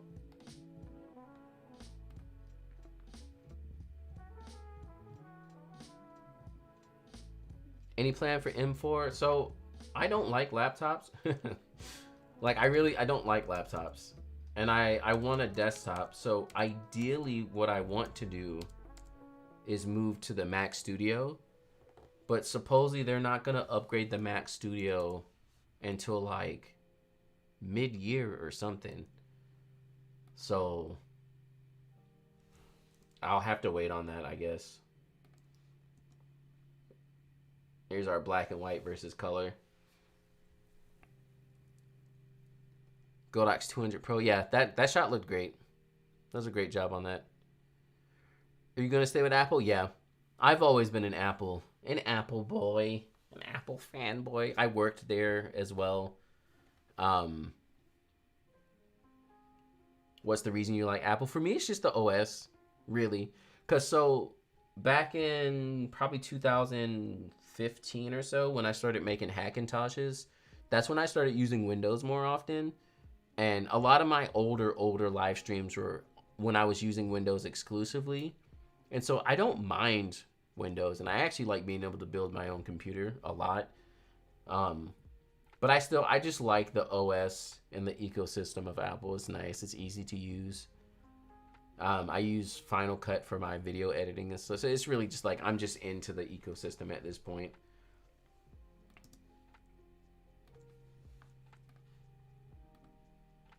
Here goes a dress shot. I like that it's not in front of a window. It's like something a little different.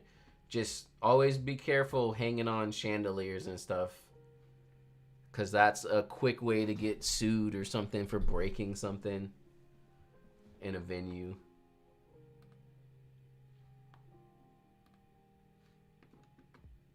That's always my first concern.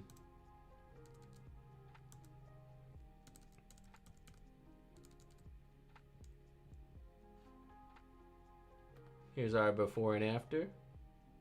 Is this thing still playing my music? Okay. Don't worry, I hung that from it first before hanging the dress.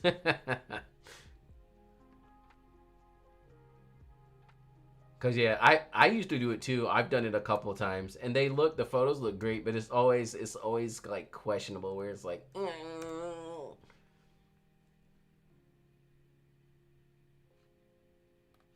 Here's a nice indoor shot with some flash. Cool it down a bit.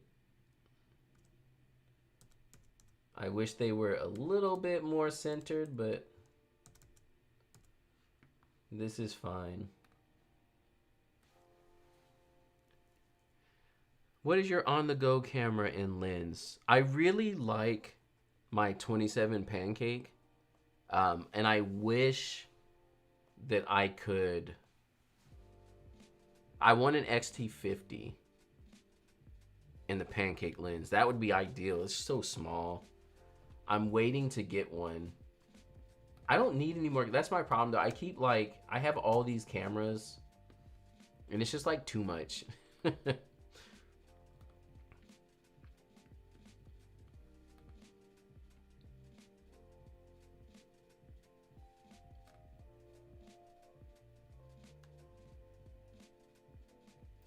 Wow, what is this? You can make a super chat goal?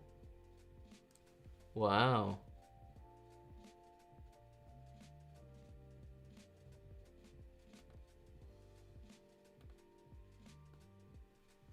If I do, wait, where's my chat?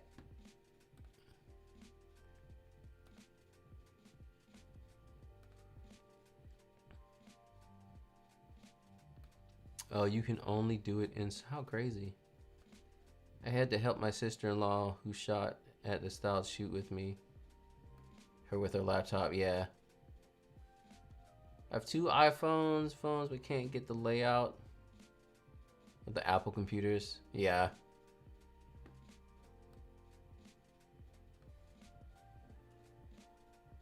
What should I do for this super chat goal? I have to give y'all something. What should I do?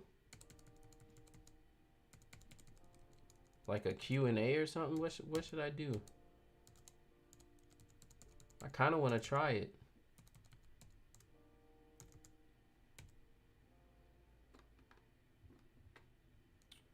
Too much magenta. Here's our before and after. It's pretty much where I would leave this one. I had to use YouTube to import those photos from the styled shoot onto her computer. You used YouTube to import the photos? I'm perplexed.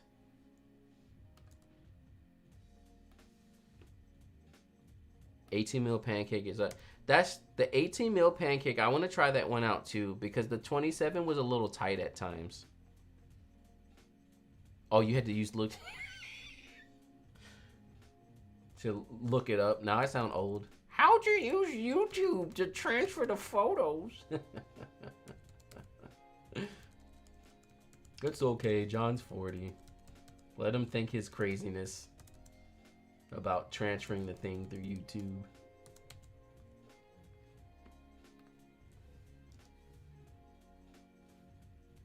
Shooting with two bodies but different systems. What problems? The main problems, the one problem that comes to mind for me is that your like finger familiarity with like each camera.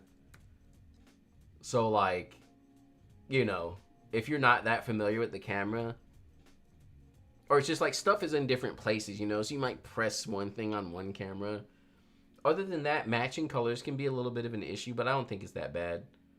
I know a lot of photographers who complain about like people who don't shoot the same bodies or the same camera systems as them, but I think that's kind of arbitrary. Like, it's not that big of a deal. I don't think Lightroom can handle getting rid of this. This looks like it was at a style shoot, so there was other photographers.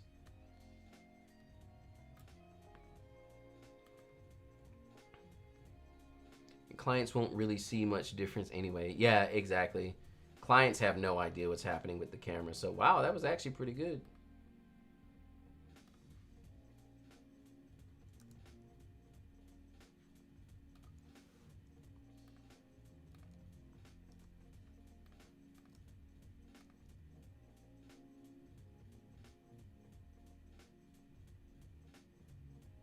I like this straight on one the best, but great job. I'm pretty, yeah, that looks like a styled shoot. I still have a fair, I need to pick up, I'm gonna pick up the pace a little bit because we gotta edit Javier's engagement session for him.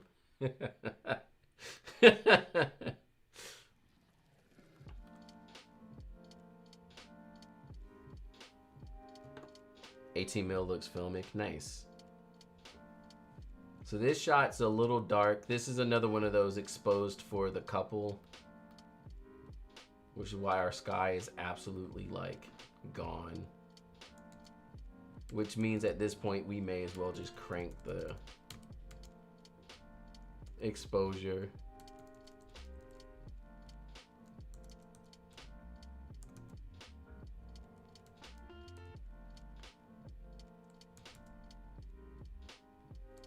This is a cute shot. This one's rough. This is rough. All that like super bright sky behind makes it hard to like get them where you want them to be.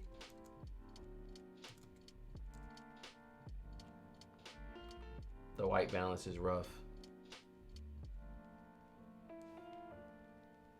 Thank you again. Coming from you, it means a lot. I have to learn from you. Awesome. I'm mostly exposed for the couple. I kind of do too. What if you did a video on reception photos? Like specifics for receptions? Yeah, aside from the flash part. That would be a good video. Y'all over here, hold on. Now I gotta make notes.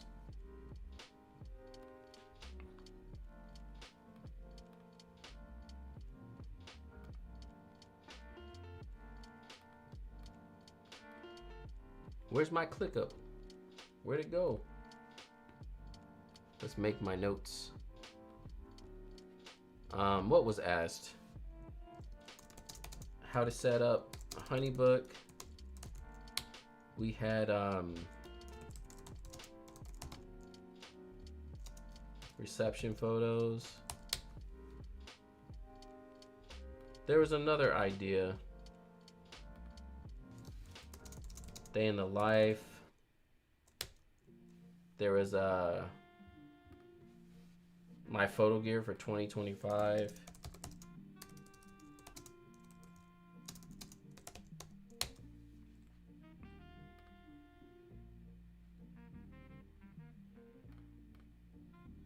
Oh yeah, John tries other camera bodies. Thanks y'all, y'all listening it out. Just listen, I see I had to make the notes. I feel like my reception photos are definitely rough, and there's like different approaches. I think a lot of my reception photos are trash too, honestly. Why Final Cut? Because I'm a former Apple employee, so I get it for free. And I just like knew how to use it, so it was like, this is what I'm using now.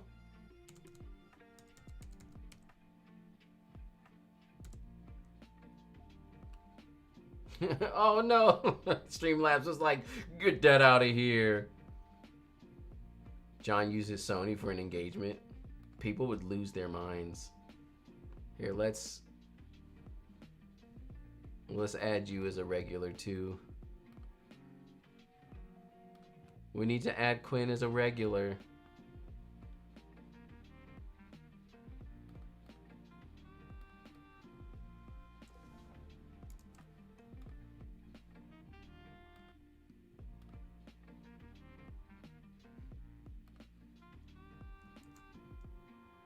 So that you can do all caps.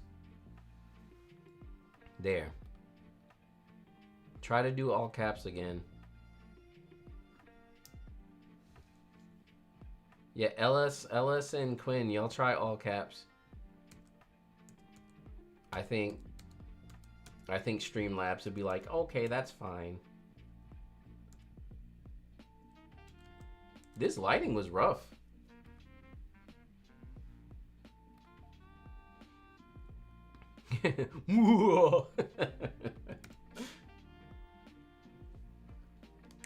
There we go.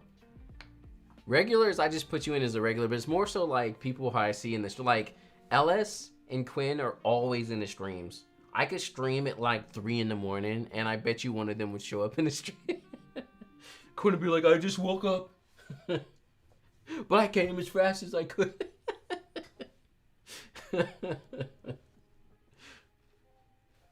This is the shoot that got me some of my best peer and customer praise. Really? I mean, these are great shots. The couple looks awesome. But this lighting is rough.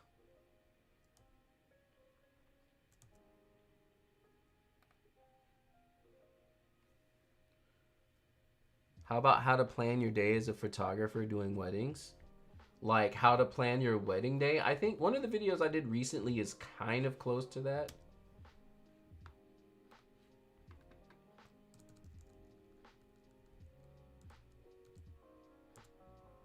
I mean, yeah, the way the lighting is for this shoot, bright and airy kind of works. Maybe that's why you got the best praise, because it's light and airy. Crank up 3 exposure stops for your photos. Oh my god, these are the best photos you've ever taken. Light and airy. Oh.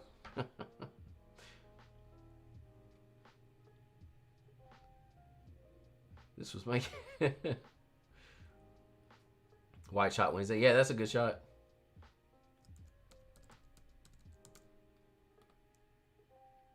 I'm gonna do it, y'all. Natural feels light and airy.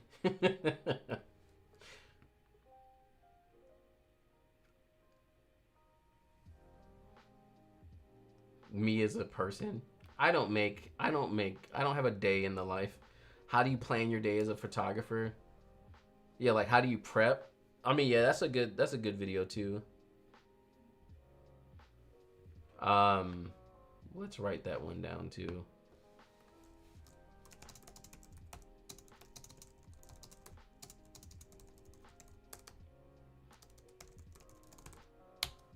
I usually wake up and eat a big meal. That's what I do. Just like a huge, it's like, since you're not eating for the rest of the day, steak and eggs with the largest steak, 12-ounce steak.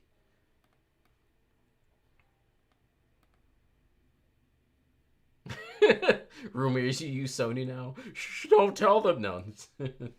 I actually, here, I'll show you my biggest secret. If I can find it.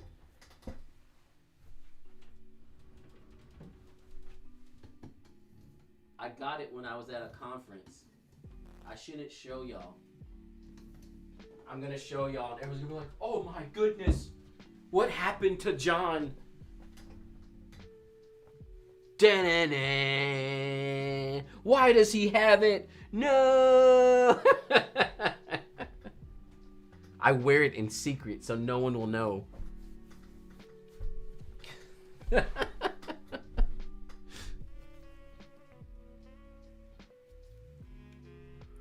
Just want to say hi. I watch all your videos and learned a lot. Really enjoyed it. Oh, awesome. Thank you. I'll tag you on a story shortly so you can see if you want to. The final edit, it was very crazy. NYC Sony event? No, I can't remember where I got that from. It was like a workshop I went to.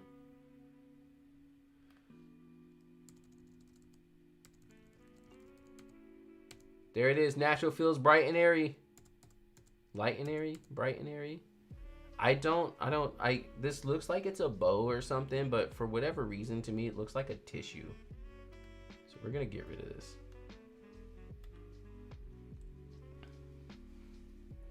You wear that shirt under your suits to weddings.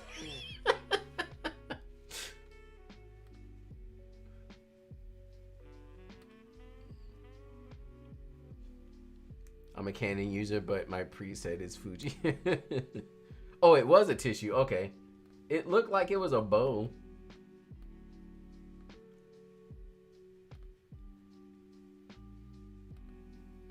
Now they're going to find me. The Fuji ninjas are going to come out and be like, "Rah!" Natural feels light and airy. I'm gonna start editing everything light and airy, y'all. Y'all changed my life. It's all light and airy now for me. There's no other option. Do y'all use the level in your cameras? I'm about to make a video about that. Please use your levels in the camera. That'll be the title of the video. See this backlight? I'm not feeling it. Y'all already know how I feel about backlight. If Beth would look, Beth is gonna come in the chat the very moment I start talking about how I don't like backlight. Are you gonna sell more presets? No. I like having the one preset. I'm not a big fan of like, here's my new preset that's barely tweaked from the last time and it's the same thing. This is what I personally use. I like the way it looks. I just want to help photographers. It is what it is.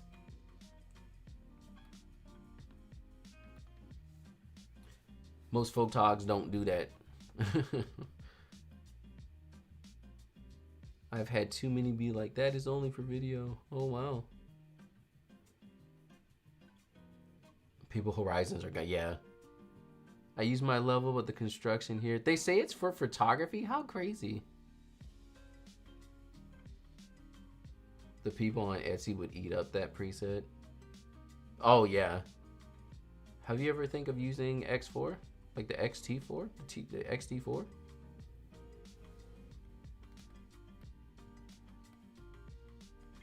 Oh, camera's struggling. But see, this is what I was talking about. This is the low light that photographers are scared at. But again, this looks like it's probably a Catholic wedding or something of the sort. They're inside a church where they're like, no, you can't use your flash. This is the only time you see that. CR2 is what? Canon? 5D Mark, good old 5D Mark III. People still rocking those? That's awesome. But yeah, like the shot was missed. The ISO is high. Shutter's low. It's a little rough, but it's fine. It's usable. This is like, unfortunately, here goes the videographer. Oops. Videographer's like, let me block your shot real quick. Thanks. This is definitely like black and white for the vibe, yeah. That's what you want. Black and white and light and airy. My photos are always crooked. I blame the camera until my wife used my camera and they were all level. Have you ever considered or tried other genres of photography like sports? Sportraits? Sports! Do, do, do, do, do, do, do, do, do. Anyone know Tim and Eric? You know Tim and Eric? I mean, yeah, I'm always open to any other type of photography. So far, aside from wedding photography, the only thing that really stuck with me was street photography, but I've not had a lot of time to really, like, get into it. Sports photography would be fun. What is this? Is this establishing shot? I'm not going to edit this because it's not, there's nothing happening here for me. I mean, here, I'll edit it. Maybe it was added because it was like, how can I deal with this photo?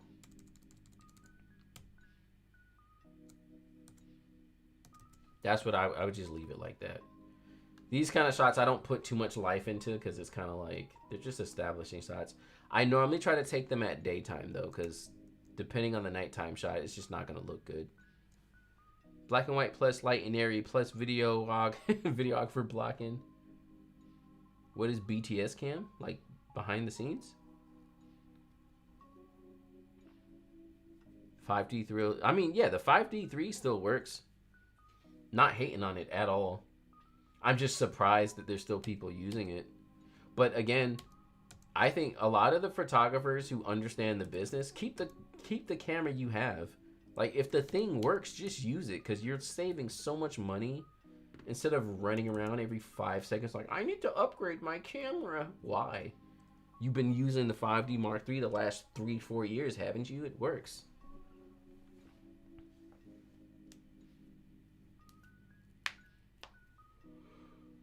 Ooh, tired.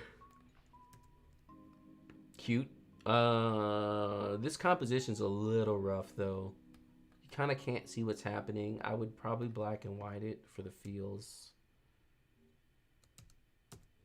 Y'all, what did you do to me? Now I'm over here light and airing everything. What happened? Why have you done this to me? I don't know what the megapixels are, but we're just gonna boom. Boom. There. This feels better. The way it was before, I don't know. It didn't have the feels to it. Hey John, I had someone to refer to you for modeling. His Instagram or email the best way. I saw you were possibly. Oh yeah. Shoot it over to me on Instagram.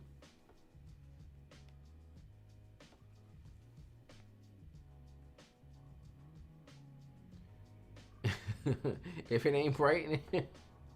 Who is this kid? These aren't John's edits. Lightnary. Do your prints come out darker than you see on screen? Not really. My prints come out pretty true to how they look. And you can kind of see behind me, like I print my stuff out fairly regularly. And yeah, they look just like they do. It's too bad I don't have like a... I mean, I guess I have a zoom. I can zoom this time. What's it gonna zoom at though? Oh no, that's not gonna work. That's not gonna work. But yeah, they look pretty true to how it looks. I've never had a problem with like the way the photos look printed versus how I get them. Like they always look pretty true. And I don't calibrate my screen or anything like that. I just do the thing. I just get it done.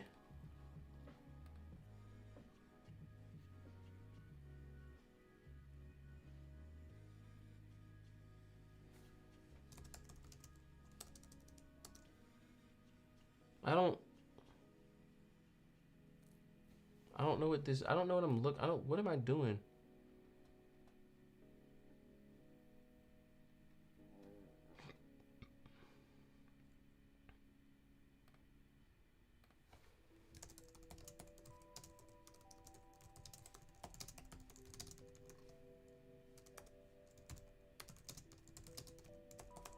Here, there.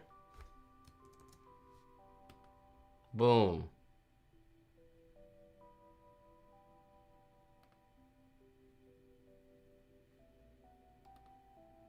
Oh wait, hold on. Let me try this again.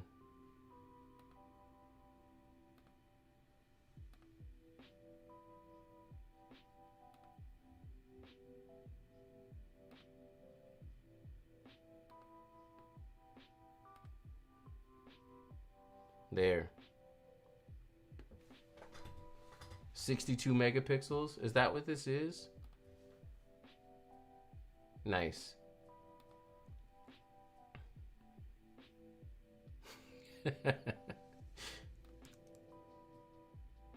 Cute. Oh.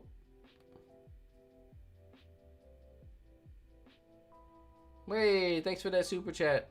I don't know what this goals thing is, but I figured I'd try it. Thank you, LS. I appreciate that. New full wedding. I have one. I'm just taking forever to edit, y'all. I'm sorry. It's like literally almost done too. The next full wedding day that I have almost done, I'm shooting with the GFX 102 dual body 100 megapixel cameras. It's just like ridiculous. I shot a whole wedding like that and it was awesome, and I want to do it now. Like I kind of ruined myself and I shouldn't have done it. Cause now I'm like, ooh, shooting medium format was kind of nice.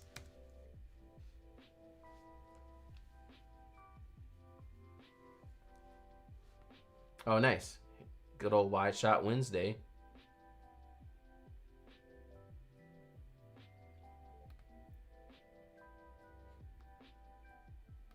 Did you submit? You submitted photos from this wedding before, right? Or am I just crazy?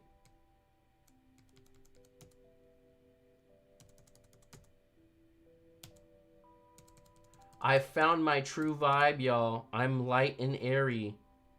Light and airy forever. John, what has happened? From the same spot. Oh, okay.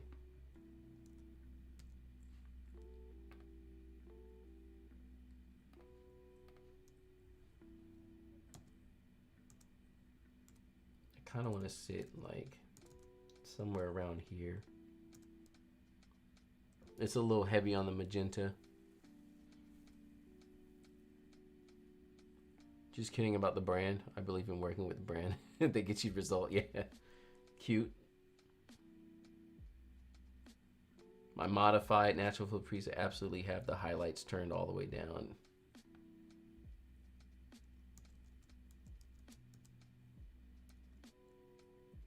Man, why is this lighting so rough?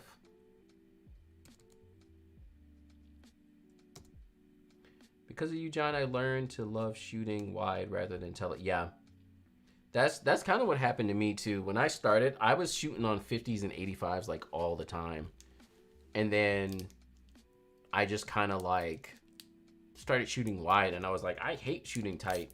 So I shoot tight like every now and then. But with your kids, do you find yourself taking more photos of them? Kind of, but not really.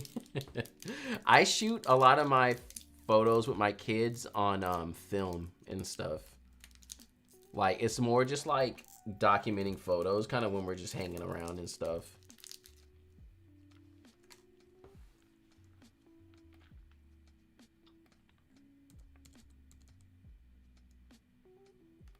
Let's see. So we're gonna we'll do shadow save. A little bit of shadow save.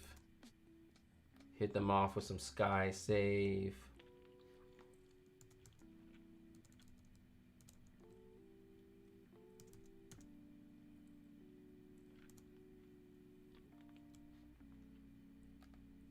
Probably somewhere in that range. Did you switch cameras? Weren't you shooting Fuji before?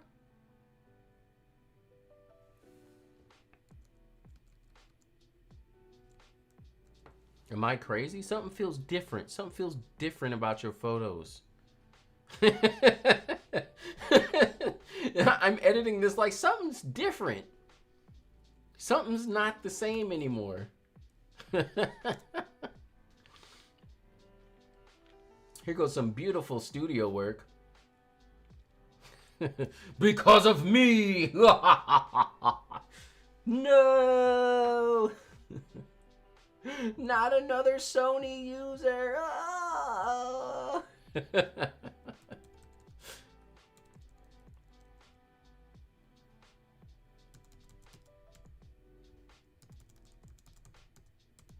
Get these oranges under control.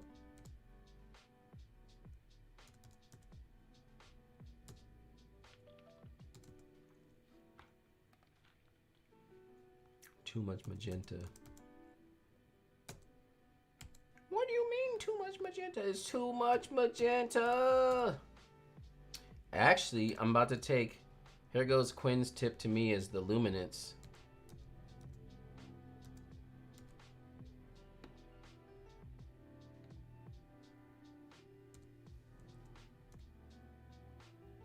That was the tip she gave me. She was like, turn down the luminance sometimes.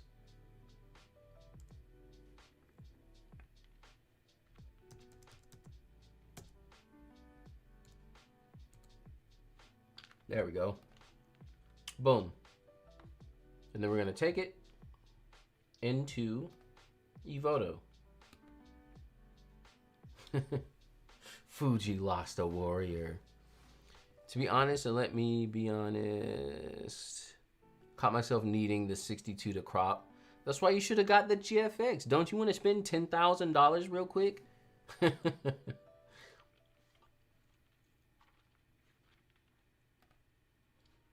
And then add my post-production. Yeah, so it added some grain and it cleaned up her face.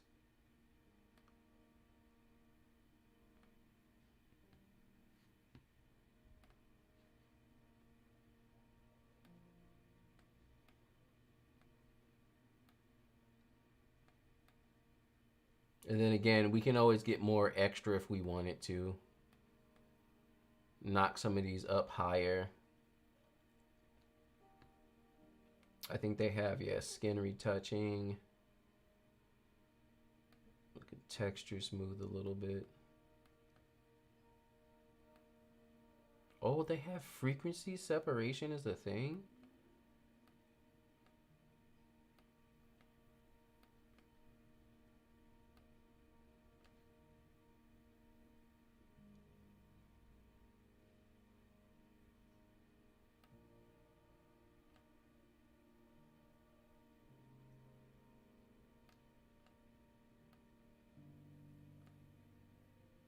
How crazy.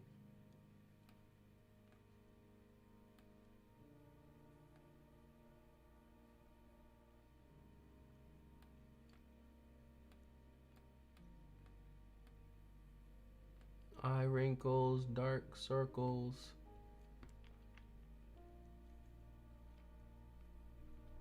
Whoa, they have a face mole removal? Is that new?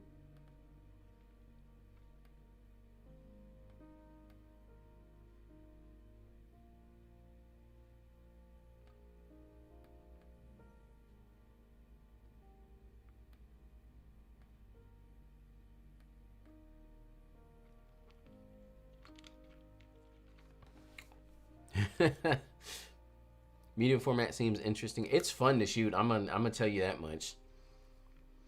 For the price of one GFX, I bought two. I mean, that is the truth though. What program? So this is Evoto AI. It's for AI retouching. Technically, it can replace Lightroom as well because it does have a full editing section here. So you can use it for that as well. But it also has AI face retouching. So like if I really wanted to, right? Let's what's a photo? I really like this one. Let's use this one. So I want to reveal it in Finder. So I'm gonna find the raw file. Yeah, so there's the raw file. So I can take this into Evoto.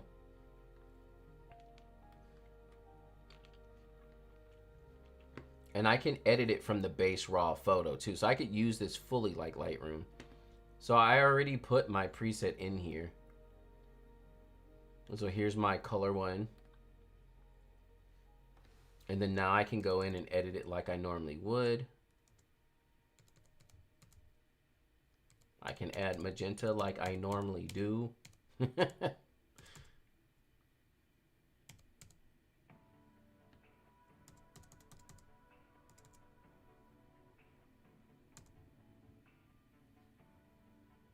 How close did I get to my, is it? Yeah, come on. Natural feels so good, you can match it anywhere. That's pretty on, right? It's a little bit heavy on the magenta compared.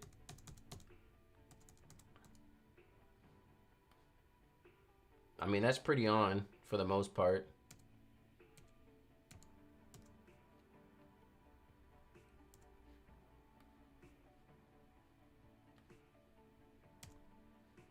So yeah, I edited it from the base now.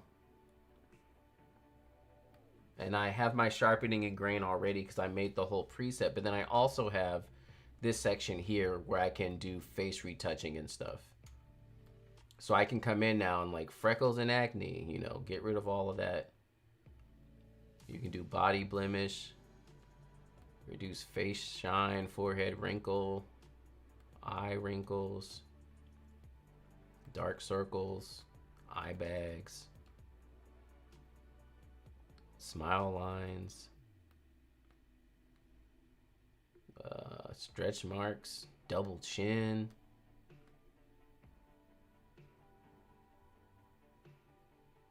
What else we got? They got dodge and burn, texture smoothing. Here's our frequency separation again.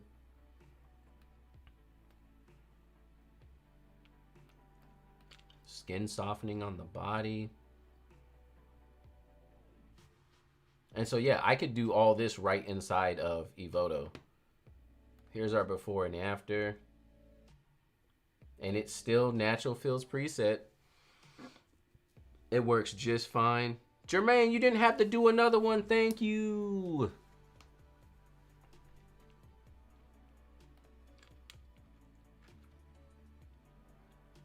Yeah, this is such a great photo. Stacy Saunders. Such a good photo. So cute. It's like before the wedding day. Like, I'm about to get married. Oh yeah, we have teeth whitening, I think. Yeah. Teeth flaw removal? Whoa. We got teeth whitening. We got teeth desaturation so we can get them really white. They got eyes. We can do red vein removal. We could do makeup. We could add makeup to her. Just change her whole face up.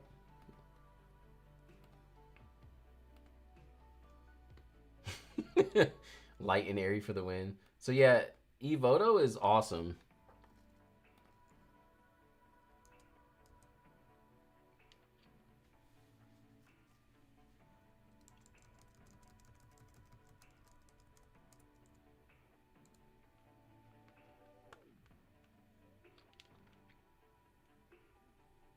Yeah, maybe on the next stream I'll do Evoto AI only.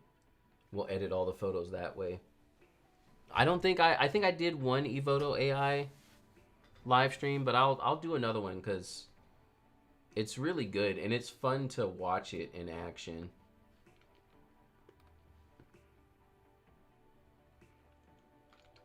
Where were we? Oh yeah, we just did this photo. This is a great shot. I'm just gonna copy the settings over. Let's see if it translates. Yeah, it's a little, I took out too much orange. Oh no. Was the focus missed on this one? It's at 9. It can't be missed. Something looks off.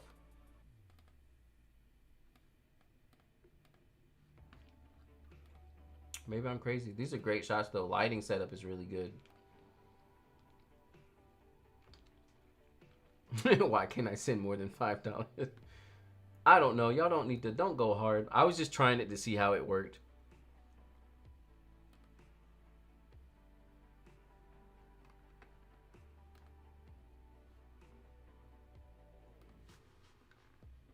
I still use Lightroom in conjunction with Evoto. Only for studio sessions though. Yeah, I definitely, I haven't wholeheartedly switched to Evoto. I still feel most comfortable in Lightroom. But Evoto is definitely trying to take the market, and they could really easily replace Lightroom, no question. There's our before and after. Wow, that white balance.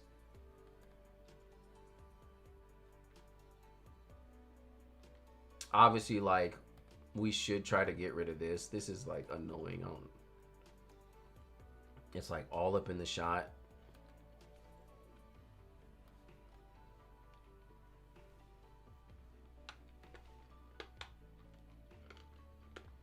Did it get it?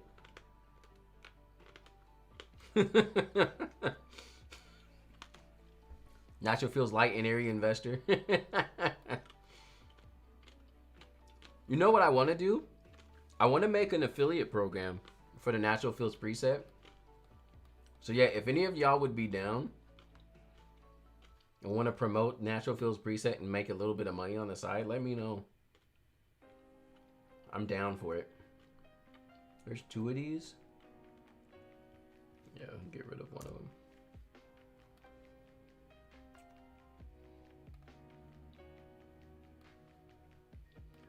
Yo, I'm addicted. Have y'all ever had these? Y'all had these Gins? These things are so good. Focus, focus. Not on my, there you go. They're so good. So good. Single light on that studio shot?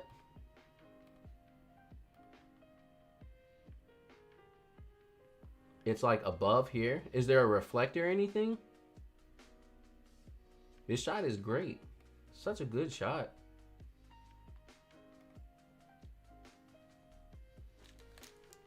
I can't stop eating these. Light and airy ambassador. We got Amsterdam in the house. Thank you, Quinn, for that super chat. Let's celebrate their 3rd super on the live stream. Yeah! Look, there's a heart. Can I press it? Press the heart.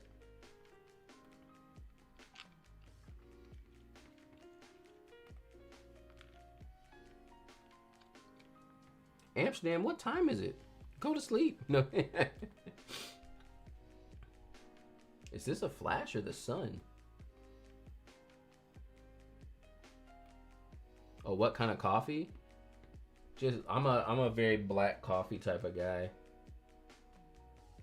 Is that the flash? Is this a dual flash setup? Looks like there's a flash in the back too.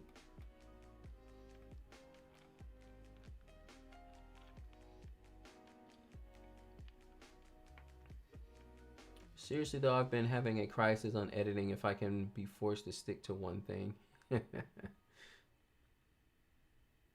Oh, brand? I don't know. I don't have an actual brand. I just be drinking coffee. I go to this grocery store called Sprouts and I buy their coffee. But yeah, I'm open for anything. I love coffee. This looks like a flash. And there's a flash in the back. That's why everyone has this rim lighting on the side there. You can see it here too.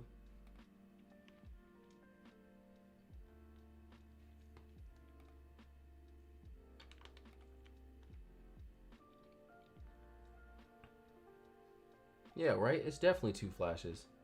You can kind of see it in the back there flashing, point it directly at them. 3? What do you think, 2 on the sides? 1 in the back?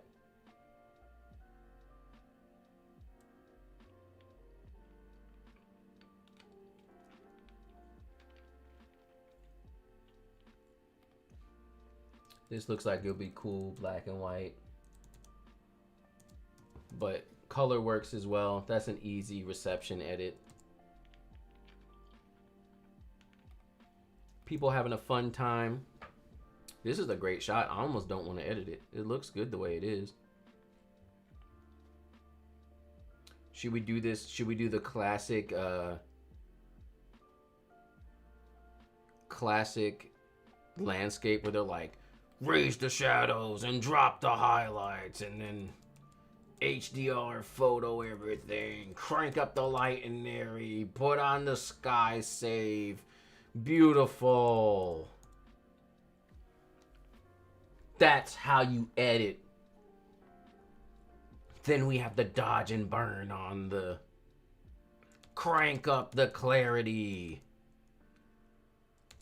raise up the contrast. I'm a landscape photographer. Let me stop.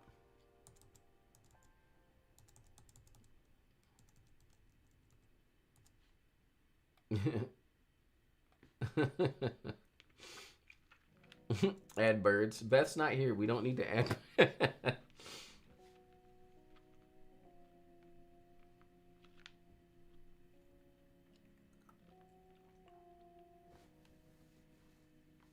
This looks okay. I feel like I lost some oomph in that tree though.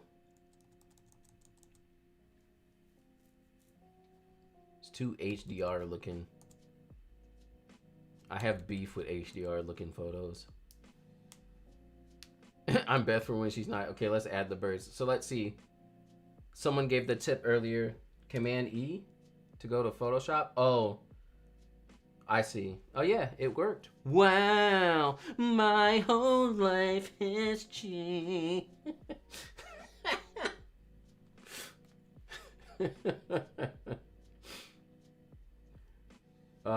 What am I doing? Oh yeah, I'm adding birds. Can I just go like this? Add birds.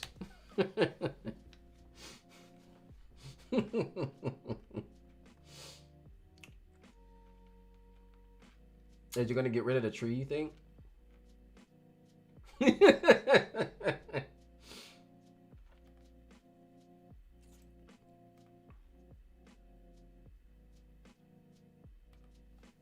Hold on, let's do this better. Let's use the lasso tool.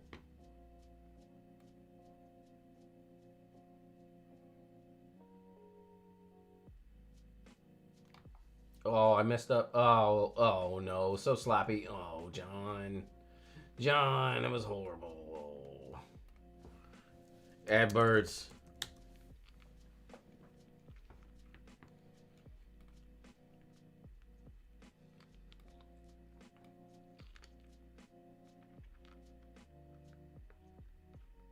There ain't no birds. How they gonna play me like that? I even typed in add birds and everything.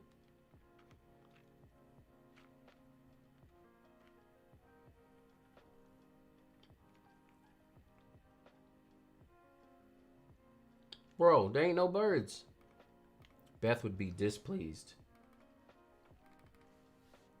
Giant flying birds.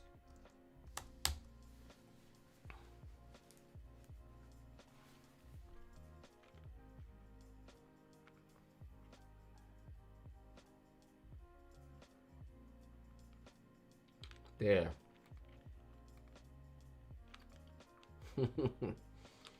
Photoshop has no idea what it's doing. Okay, let's take Javier's tip and do small sections.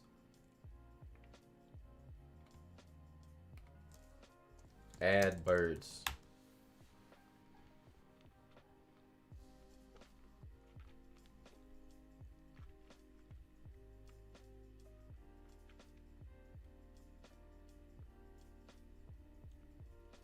There we go. AI generated death birds.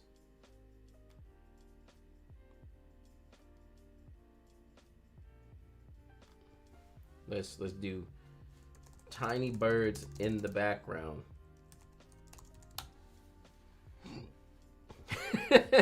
That's not a small section.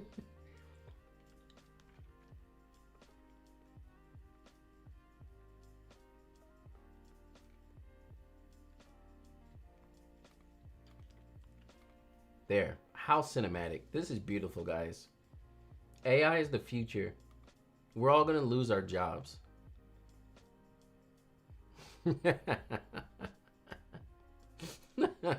I ain't saving this. What blasphemy. This was a great photo. I'm sorry to who took this. Oh, where's my Lightroom? Lightroom quit. See, Lightroom said that photo was so horrible that I'm just gonna quit out. I can't even work no more. Who took this photo? Does it say? I'm sorry, Michael. I'm sorry for doing that to your beautiful photo. It's a great photo.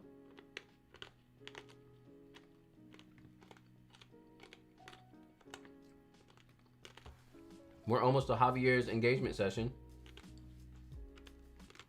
You can edit the whole session. It's gonna be great.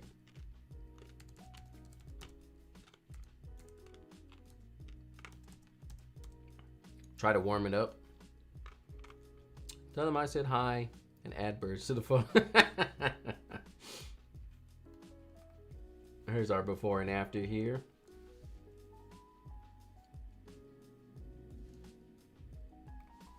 Let's go warm up this photo for... I like it cool like that. I don't want to warm it up much more than where it is. Just another shot, little overexposed in the back there. Yeah, I gotta drop this down some. Add some magenta.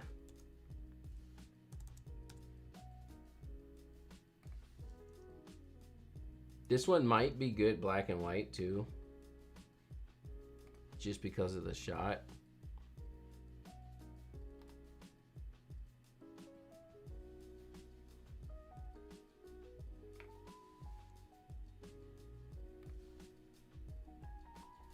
Yeah. I personally like it a little bit better in black and white. John, do you do you offer outsource editing? No. Only for Javier during live streams.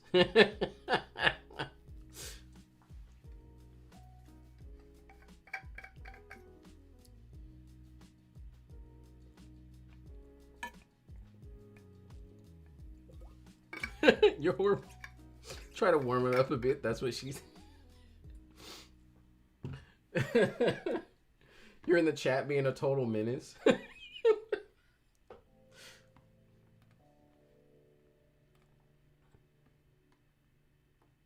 Beautiful shot. A little crooked. So we gotta straighten it up.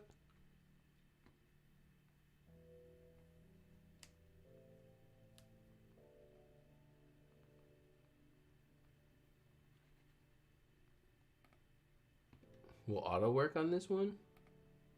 Oh yeah. Too much magenta.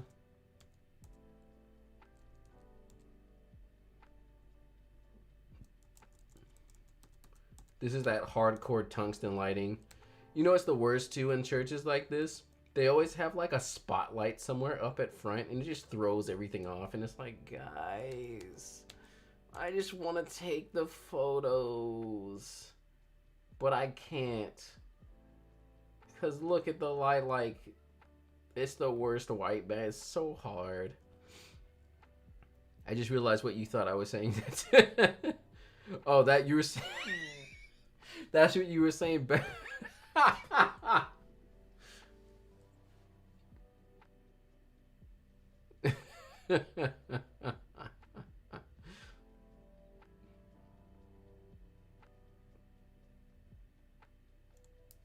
There's nothing called too much magenta. Just crank it up. Yeah, I think, yeah, because of the tungsten, y'all can see it. It's just so magenta.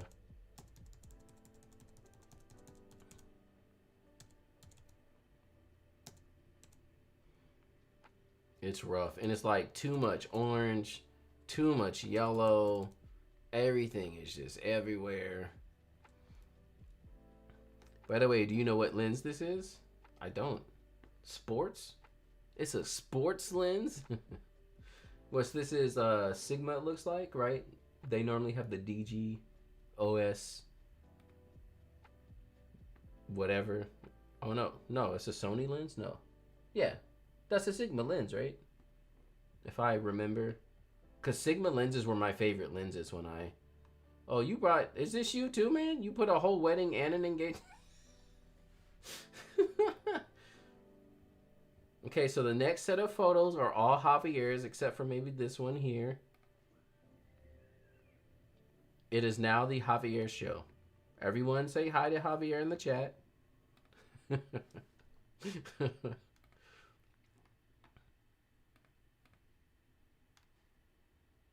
You see, look, even Lightroom's like, I don't know what the best option for white balance. Can this auto? I don't think it can. Ah, that's fine. We'll take it. Yeah. Oh, this is rough. Yeah, I would say those are some of the hardest situations for photographers. Oh no. Is weddings inside of cathedrals. It is rough. Wait, I have things for this. I need to, where is it? Subject cooler.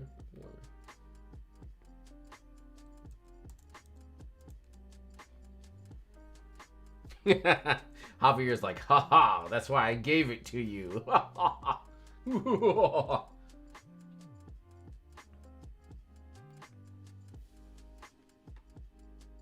Yep, no flash, bad lighting. It's the hardest. And there's like really only but so much you can do. I'm the type where like I don't fuss with these too much. But I know photographers who will sit here and like have to make the picture like perfect. I can't. As long as the white balance looks good, I'm like, there we go. There's your picture. Cute.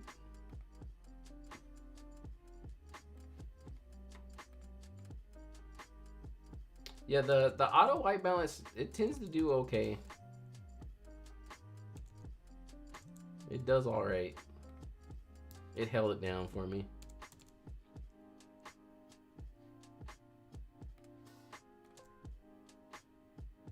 Here goes another shot. See, look, this is how you use your settings, y'all. Got a nice F4, get everyone in there. Obviously, it's a V, so like they're not going to be as in focus, but that's not the purpose of this photo.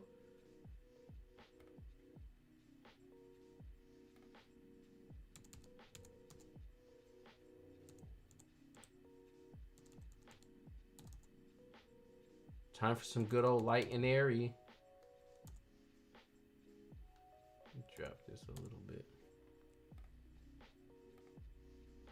Here goes a before and after. We can actually, I can turn this contrast down a little bit because it's like, yeah, it's adding to the. It's like, give me a sassy look. The only really, she's like, I don't even want to be here in the first place. Everyone else is like pretending. They don't feel it in their souls. But her, I don't want to be here. That's like my daughter. She's like 8 to 10 years old looking.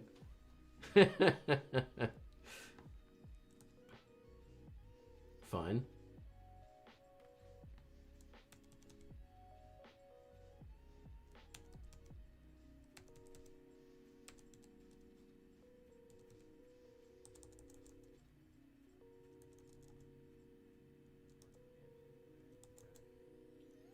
We have a hawk that lives in our area, and it's just crazy to see, because I'm like in the middle of the city, not like a big city, but you know, it's like, it's not rural, and then all of a sudden you look up and you see this giant hawk flying around, and you're like, what the crap?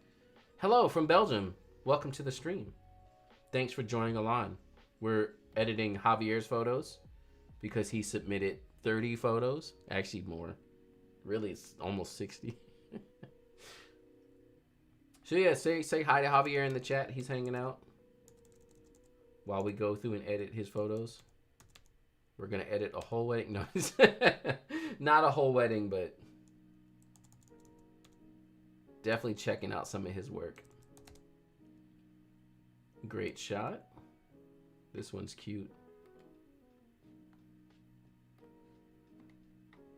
Wedding days are always so rough because like, sometimes, like, I do like a nice overcast, but I swear every time at the wedding, it's always too much overcast.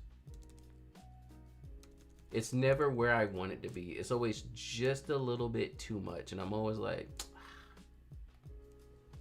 here goes a before and after.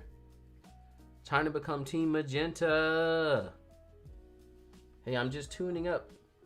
What do you think about Capture One? Isn't it better for wedding photography now with the culling? I have not used any of the new features of Capture One. So I can't speak to that. But I did see that they're trying to add more Lightroom-esque features as far as, because that's, Lightroom's advantage has always been its approach to how it can handle the files. I always felt like Capture One was kind of like slow, but I haven't used it since the updates. Right now, I'm leaning towards Evoto. Like, if I was going to use a platform as my main editing, it would probably be Evoto. But maybe I should give Capture One another try since it has all of its new stuff now.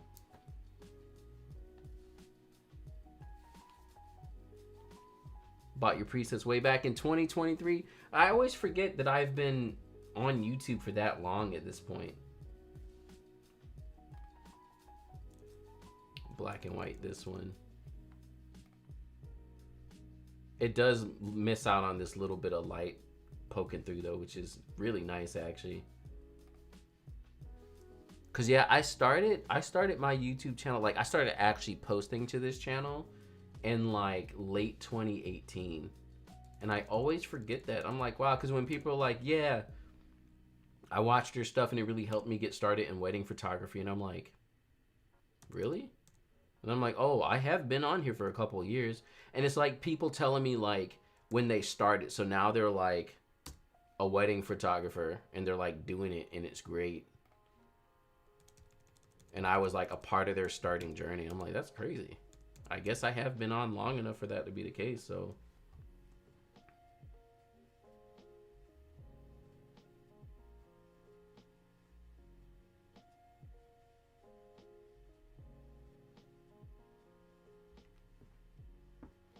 Yeah, I've had your preset since 2020. That's crazy. This looks like it's extra blue, but that's mainly because...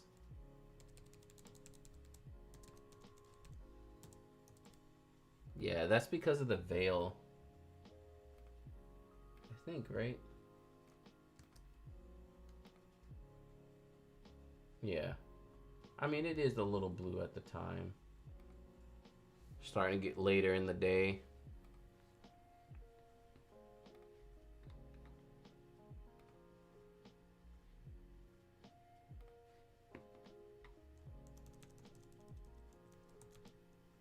Yeah, it's crazy it's been that long. Like, I forget that.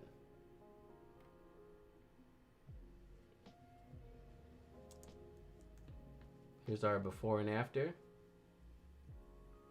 Then we moved locations. This is nice. This might need... Well, maybe not. I was thinking maybe like a shadow save. Too much.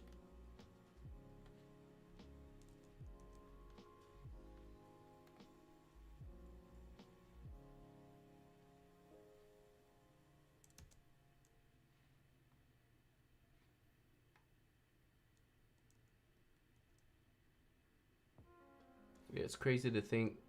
When was your previous live stream? It's... Well, no, I live streamed a little bit last year, but it wasn't consistent enough, which is why everyone feels kind of like I haven't live streamed in forever, because it really has been like... It's been a while.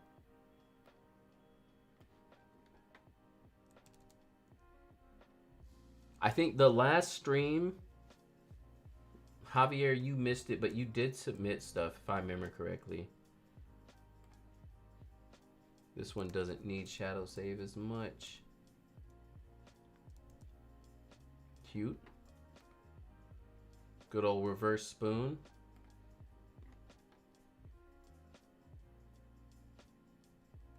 I think the only thing I would have done differently here is brought her her body closer, like really snuggled up in there.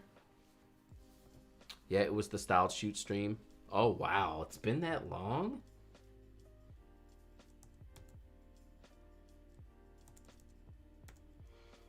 Cute. This for me would be black and white. Got a good old cake cut.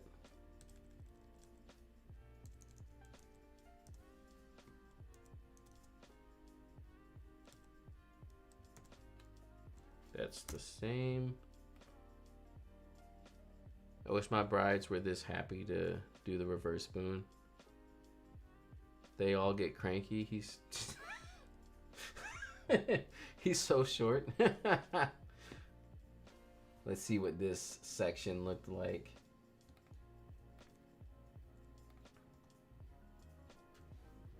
I mean, this is a nice gallery. This section here was hard because the light was starting to change a bit. So keeping that white balance the same is a little rough, but for some reason I really like Capture One's color more than Lightroom. Maybe you should do some presets. I have like one preset and I did transfer it over to Capture One. I don't know if my Capture One version worked out as well if I would have liked it to, however. But other than that, yeah, I do have my preset in Capture One. Here goes Woo. His photos are always so good. And this is good old Fuji. Which camera are we looking at? XT. I'm telling you, I love the XT3. Hands down, it's my favorite Fujifilm camera. And honestly, sometimes I kind of regret selling mine. Like in all honesty. Pop some more magenta in there. The lighting is so, it's just so perfect. So good. Absolutely amazing. The angles on the little like siding too is really nice. It makes a nice little cross. Oh, my eye. I don't think he's using a reflector. I take that back.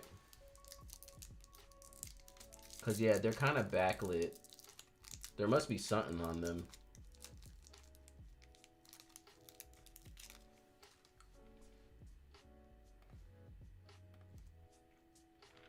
Oh. This is definitely black and white. We'll do it in color first though. I love this pose too. So good.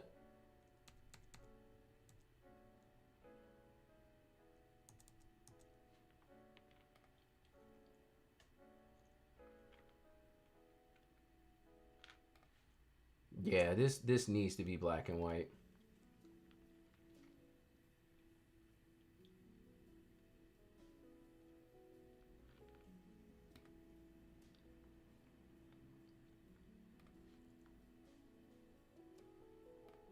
Yeah.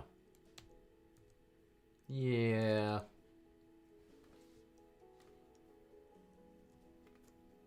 Okay, walk me through this. How do y'all prompt this? What are we prompting? What are we using AI? What do y'all think? Black and white or color?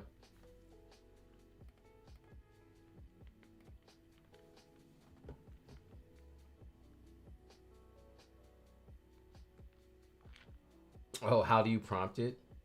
Maybe hug your dress?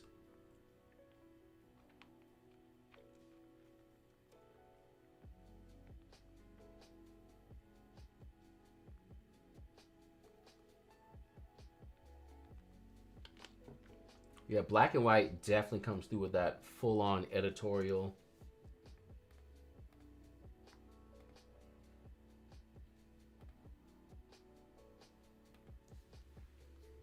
What are the rules for turning a photo black and white? I wouldn't say there's necessarily rules. It's more so like a feeling that makes you want to go black and white. Did they change the way their grain looks?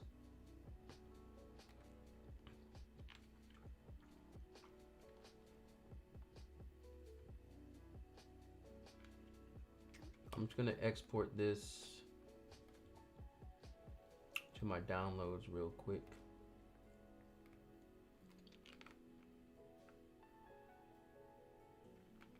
Oh yeah, that's the only real rule. Is if the color, if the white balance is absolute trash, then that's black and white. But no, like it has to do with the feel of a photo, I think. Oh no, okay, it's, oops. Oh no, it does look like that.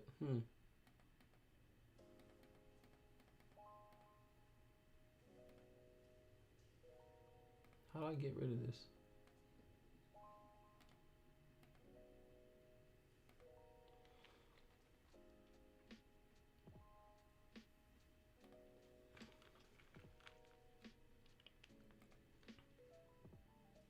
Like something about black and white really just adds to the like, I don't know. This is a great shot too. I love this shot. It's so simple, but what is this? Oh yeah, the 35 art. Good old Sigma lenses. I have a 35 art. I use it on my film camera.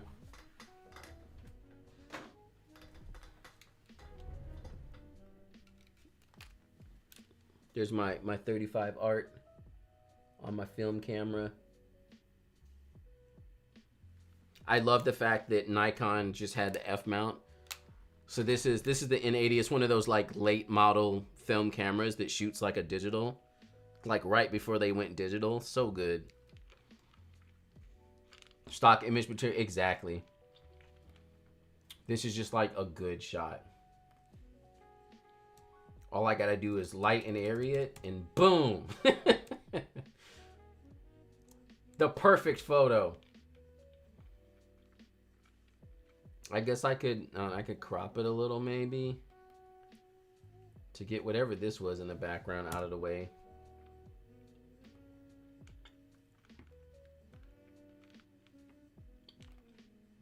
We can hear. I need to go through and mark my favorites. I didn't mark any of my favorites yet.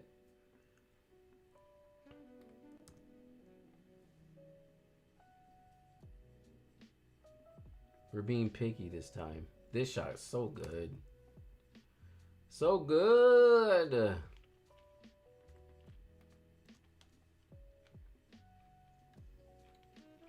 I think that's it for my favorite list. We'll look at that when we get done. So underexposed. Settings are good though. 1/50? Is it sharp? Nope, it's not. Duh. Dynamic range.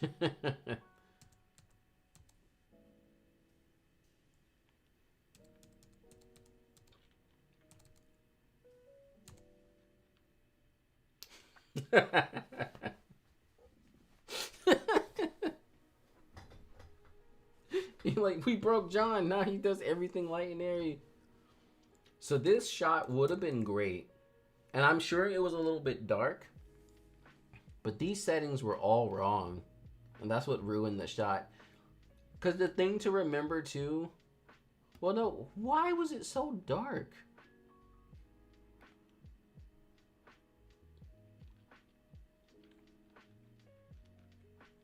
I mean, yeah, because of the 250...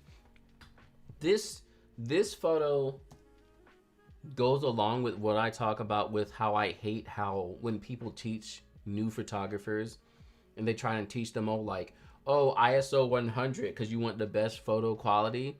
This is the kind of stuff that happens. This photo could have been saved if the photographer just raised their ISO, but a lot of people are so scared to raise their ISO because they're like, I'm going to lose photo quality if I go over ISO 100. And it's like, not really. Also, too, I think a lot of that kind of like teaching is just like old school from like original digital cameras. Our digital cameras are so much better now.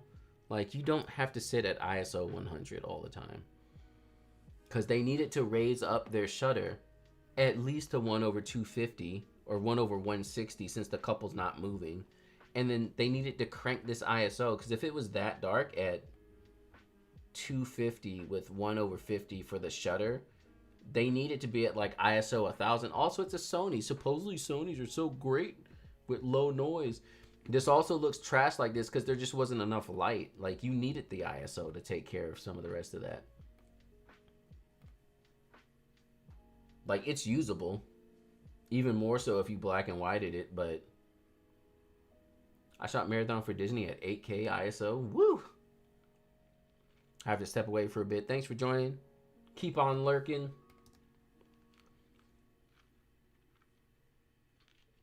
That lens. Sam Yang. But yeah, it's a great shot. It's just, again, those settings are just... EOS R6? These are CR3s, right? Yeah. So these are all CR3s. These are done with the preset. And this is a great, like, this is the before and after. And if you go back in the stream, you'll be able to see it. But I barely did anything to this. I applied the preset and, like, tweaked the white balance like this much. So it works well with every camera, any file type.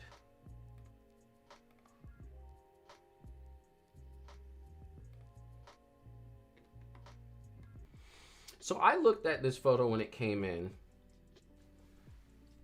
And at first I was mad at the tilt, but then like the more I looked at it, I didn't mind the tilt. Yeah, I think on Facebook I'm JBIV Photos like this. If you see anything else, it's not me.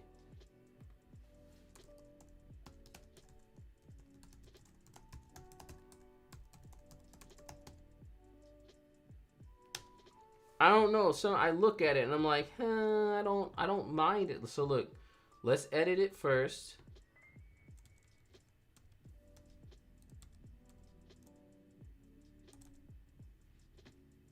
Hit that with some sky save. And we need a little magenta. No.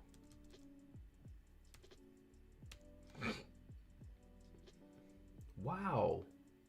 F1.4? That separation is crazy.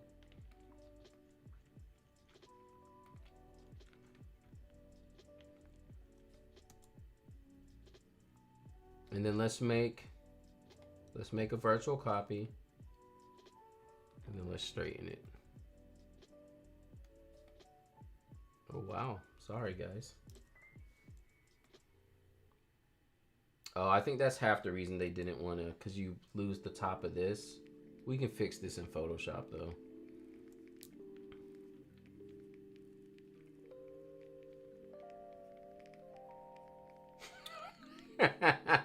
Just fix it because I got dragged. Here, let's fix. Oh no, it did. Okay. Where's my lasso? Where's my lasso?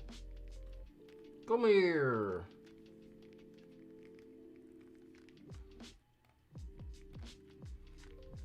So we're gonna quickly fill this in.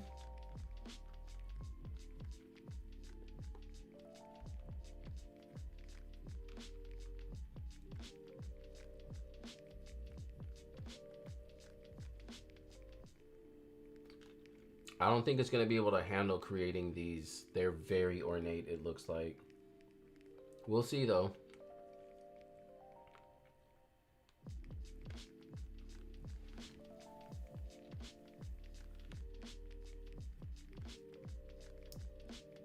Oh, that's pretty good.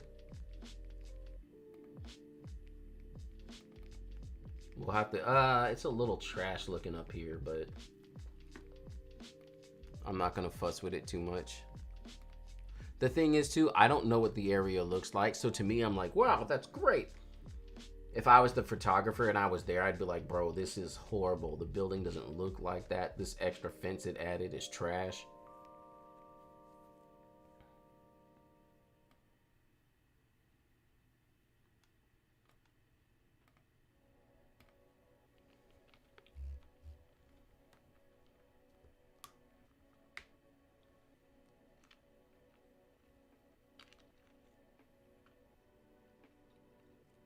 Okay, save that back to Photoshop, or excuse me, to Lightroom.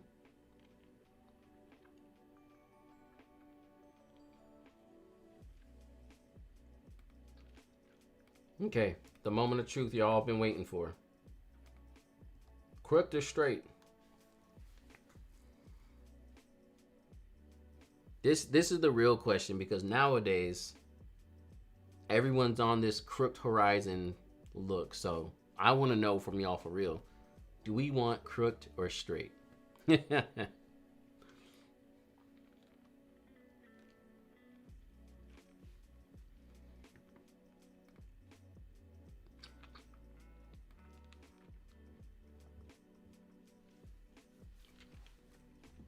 I think I am also team straight.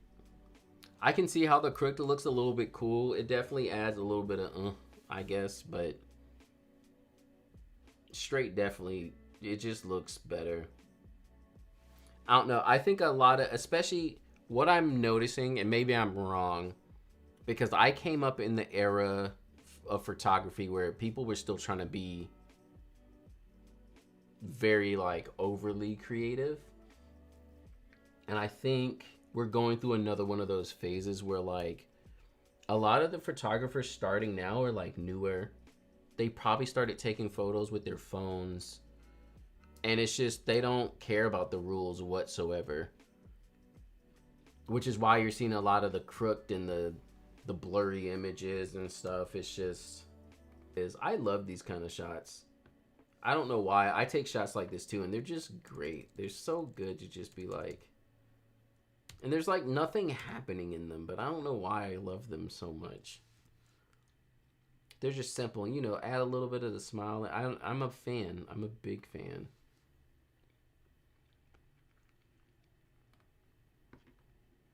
Okay, we're nearing the end. Are these Javier's too? They are.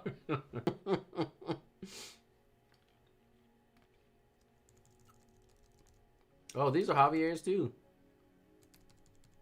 Turn these up a bit. Here's our before and after. This for me, these shots are always black and white. So that's another, I know earlier we were asking like what are the rules for black and white? I don't think there's necessarily rules, but there's certain things where like I already know what shots I'm gonna make black and white.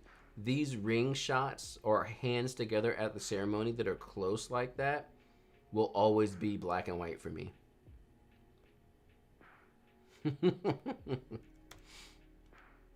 Cute.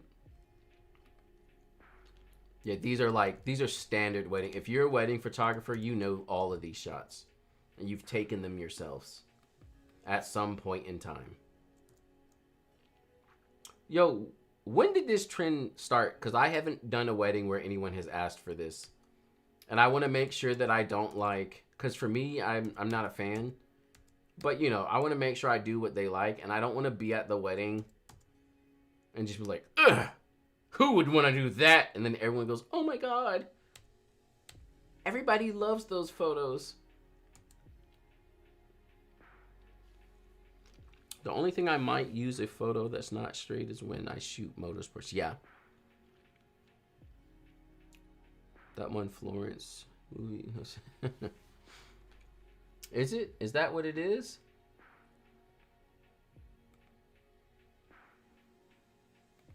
I'm out of touch with everything. I'm old.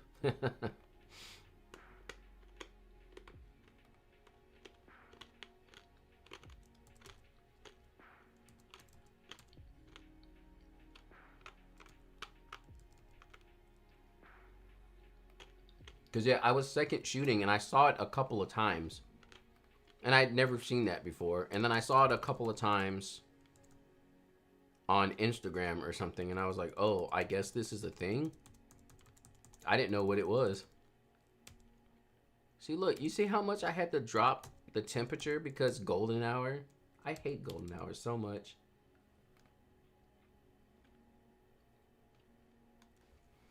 I also don't love the flower wreath. But if I get asked for it, I'll shoot it for sure. Exactly. I only do this when they ask for it. And so far, it's been twice. Wow. Think so. Google it. Florence. I'm about to...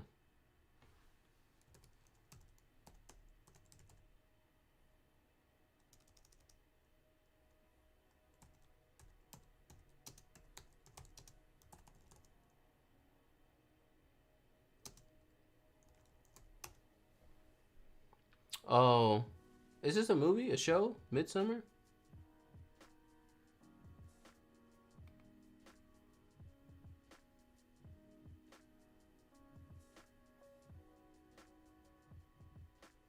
Did this happen in the...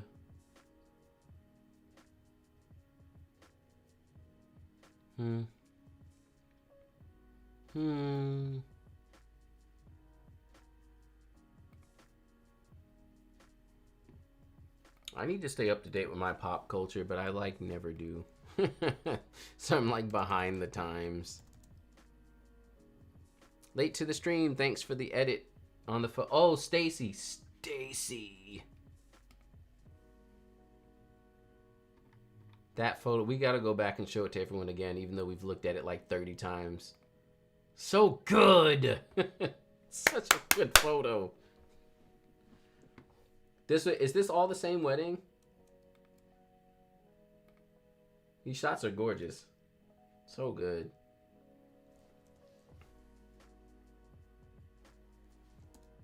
And like, it just interchanges in the black and white so well.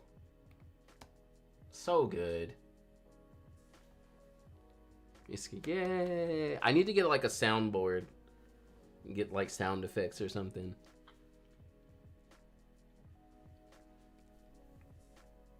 Whoa, it was a style. This is a styled shoot. Nice. See, y'all, this is how you do a styled shoot. I would have never in my life guessed this was a styled shoot. This looks like the morning of before she put her dress on, you know? Like, you gotta style out a styled shoot in a way where, like, it looks believable. Really good. How awesome. Were they a real couple? Because if not, they did pretty well posing together. I think the vibe, everything about the vibe worked, which is why it doesn't feel like a styled shoot. I think, like, I don't know, sometimes the way people do styled shoots, like, they look like a believable couple. And even just, I don't know, like, you don't want to judge people by how they look, but they look like they would be a higher end luxury-esque couple. They're also at a luxury looking venue. They are real, okay. Like, they have that look to them. So it, like, works. Them being a real couple helps too. That's awesome. This is great. Great shots. Amazing stuff. Thanks for sharing them with us.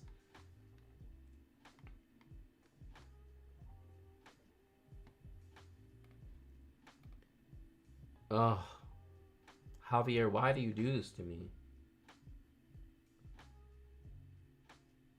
Do we color? Do we black and white? What's our choice here?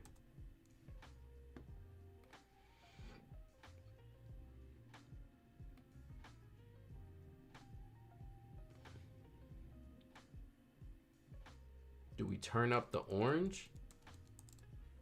What do we do here? I'm always half and half on shots like this because, like, I don't want to keep them color because the amount of color popping off of them are not really, like...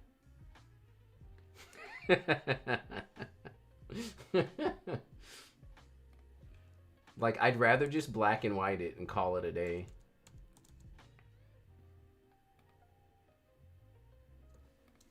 What do y'all think? Black and white or color?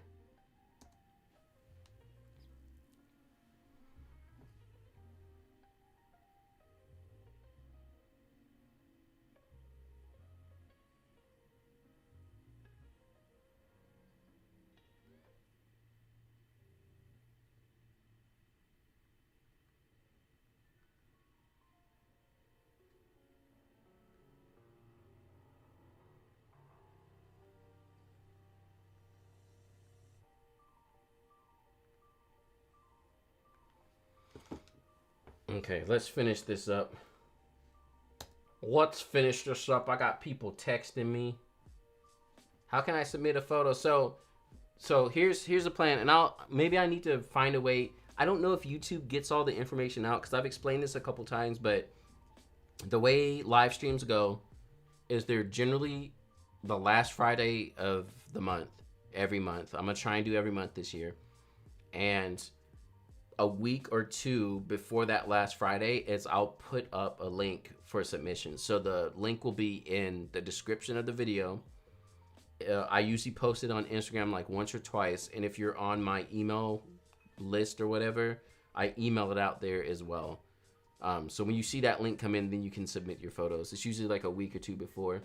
The reason I don't keep it open too much, because like you see, this is 150 something photos. I've been streaming for what, a couple hours now? Yeah, like 3.5 hours. So like if I just left them open, you know, shout out to the Twitch streamers, but I can't, they be on there streaming for like 12 hours. I don't know how these people, I have a family and multitudes of kids. Like, I can't just stream for 12 hours unless y'all are going to pay me like thousands of dollars, you know, like, and that's not, so yeah, like I generally will stream for like 5 hours max, give or take. So the submissions to the photos end like pretty much an hour before I stream. Oh, Quinn's leaving? See you later. Thanks for joining in for the first stream in a long time. Should I charge for the first photography wedding gig without any wedding photography experience? Yes. So let me give you my backstory. Let's do a little bit of story time. Story time with John. So I majored in music production and sound design, and that was mainly what I was doing. Now, when I was doing that, I tried to start a small business doing audio post-production on like small films, like short films and little things like that. And at the time, I had the mentality of like, I need to like pay my dues and show that I can do the work. So I took on a lot of free work. And what happened is I became the free work guy. Pretty much anytime someone needed something free, they came to me, and it was just like, free work. Here it is. It got so bad that someone actually hired me to do the audio. This is mixing the audio and adding sound effects for a documentary, a full documentary, like a hour-and-a-half documentary for free. If you know anything about video editing or audio editing, a 2-hour documentary is like months of editing. It was the worst. And they used me for free for like a month, and then were like, they just got weird about the process and they didn't like it. And so they kept the work and just dipped on me.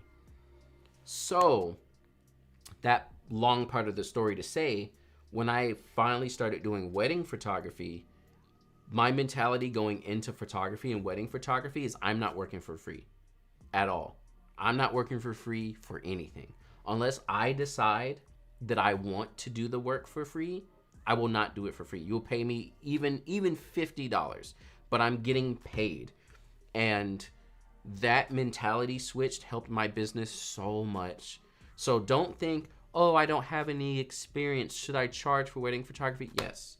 If you want to be a business owner and you're not just a person with a camera and you just like, yay, I take photos. If you want to really like do the thing, then yes, charge for it.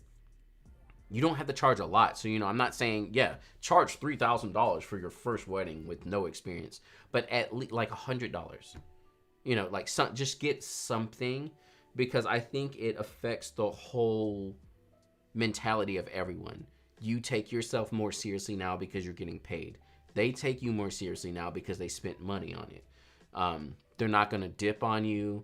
They're not going to it makes it more sense. So be realistic about where you are with your experience, but then also don't sit there and think that you need to do work for free. So that would be my answer to the, should I not charge for my first wedding if I have no experience? Definitely charge. Definitely charge. Just not a lot.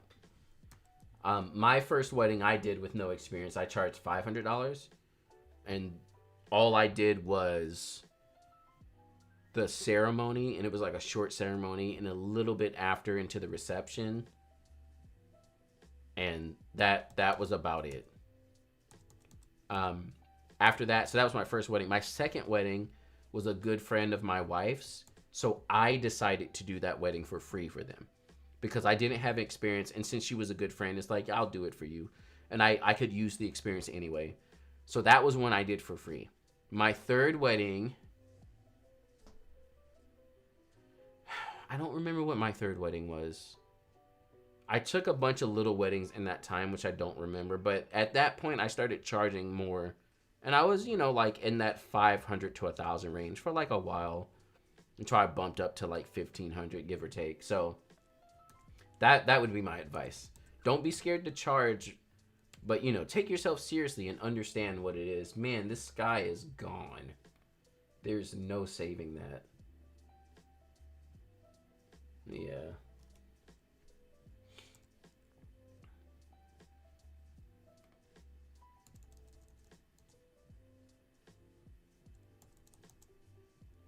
I'm actually kind of surprised that the sky was gone like that. Even though there was flash being used.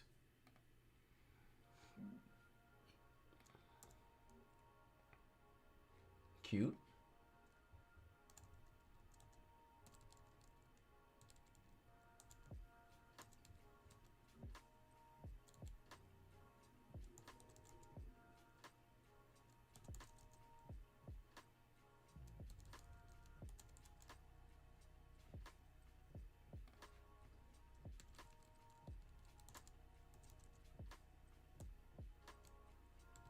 Yeah, Javier definitely threw us some curveballs here. These look like those rough days where like you have no choice, but you have to do the photos because there's no other time frame.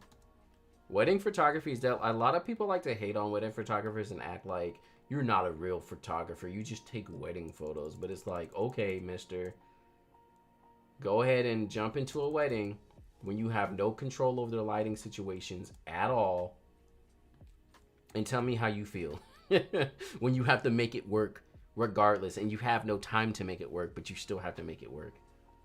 That's wedding photographers. Like the really good wedding photographers make everything work somehow.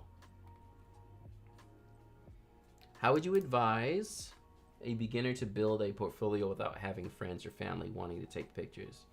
I tried offering free sessions to them, but nope.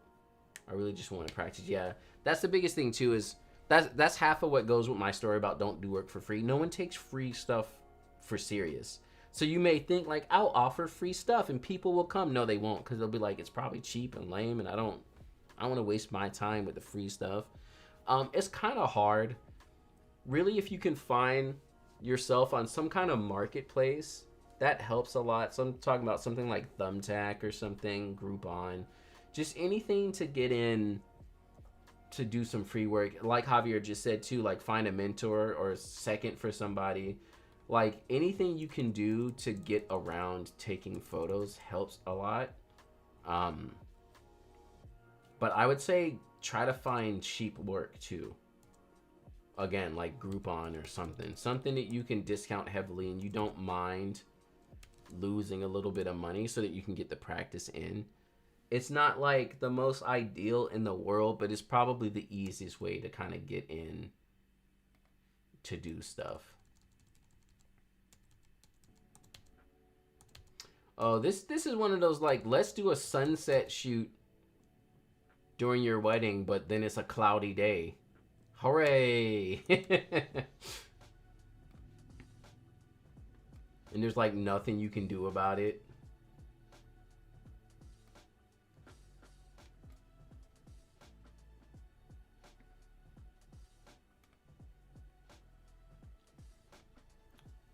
If you can run some sales, but don't do it for free. Visit local events, car shows, like farmers market. Yeah, those are all great ideas. Again, anything you can do to just get people's feet in the door, basically, without doing it for free.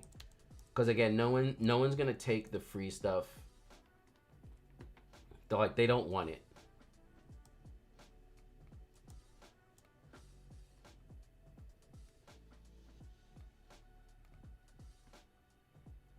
Javier, I'm loving your wide vertical shots. It seems like that's something you're doing more often now, or at least you're submitting it more. I don't remember seeing you doing these wide vertical shots.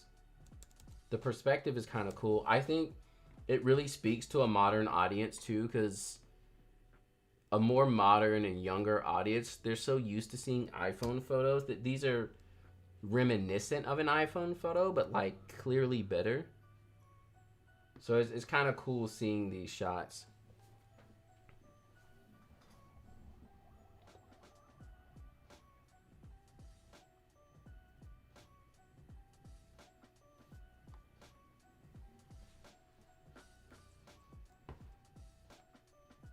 Yeah, like even I think I can sync these settings across the two.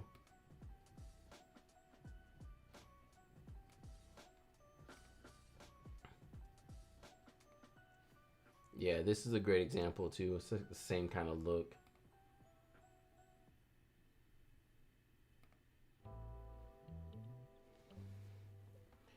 I haven't submitted even 1% of what I do. I'm sure. it's like you submit 50 photos. I haven't even submitted 1% of any of my work. Oh. And if one thing fails, move on to the next idea. Definitely don't pigeonhole yourself into yes. Exactly. Great tips. Is this Javier too? Oh no, okay. Was Joshua in the chat?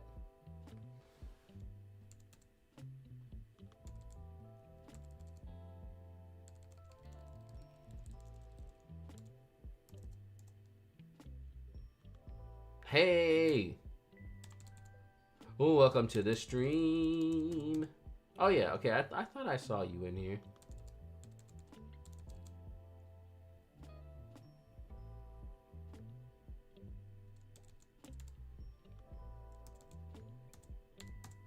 Okay, so one thing I just did, right, is I warmed up the photo, but the oranges on them were feeling a little orangey for me, so I took down the saturation of the orange a bit. And that's a great way, like, obviously you're still warming the photo, but you can still keep those oranges in control. I could also probably drop the luminance on the orange as well if I wanted to. This bug or whatever it is distracting me too, so I'm gonna...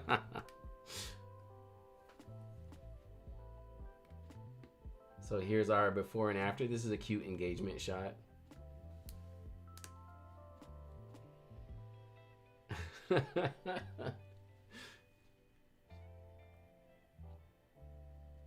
And then I think it looked like Joshua had a couple of shots. Yeah.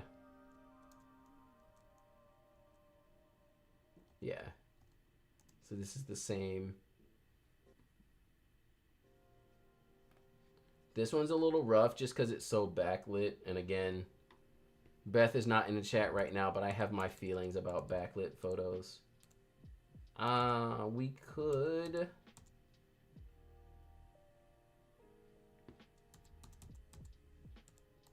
Yeah, we can, let's shadow save our subject.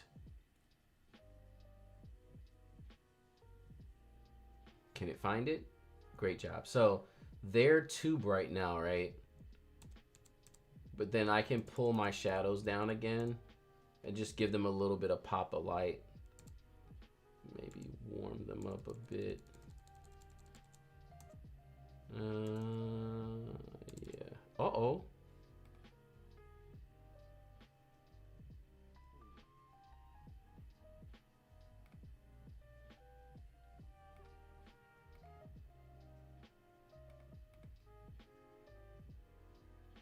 What happened to my stream?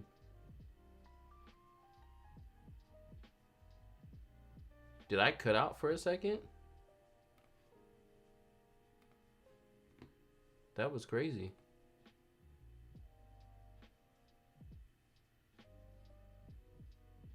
Okay. My whole thing stopped on my end.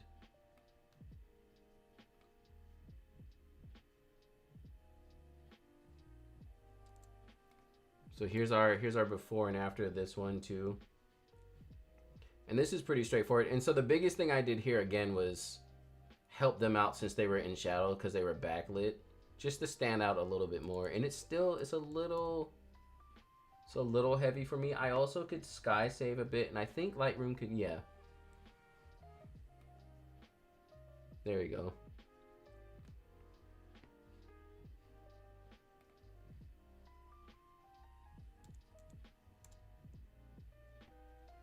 This one, so it is super crooked, and I probably would straighten it, but I think at this point, if we straighten it, we're gonna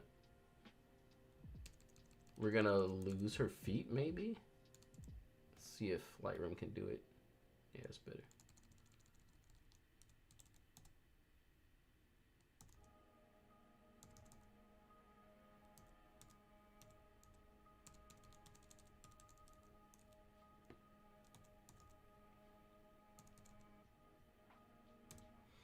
Here goes another one of those, like, I don't think I mind it being crooked so much, but again, I'm a very much straight.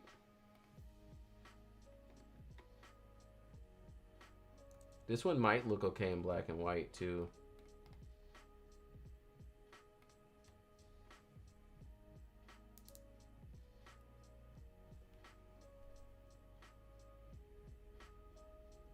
John, I love your work. I've been watching a lot of your videos and it's extremely helpful. That's awesome. Good to hear. Maybe this year will be, yeah, this year will be my year of the Dutch tilt. I'll just lean into the Dutch tilt everything. Dutch angle, Dutch tilt. There's a lot of vignette on this and I'm surprised.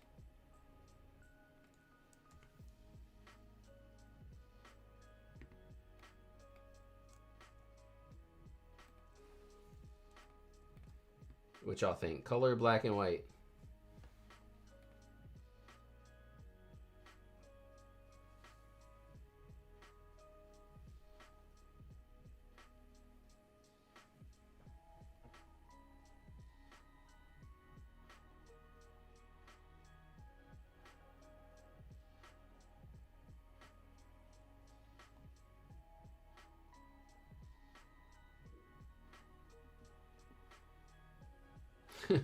Light and airy, less judge.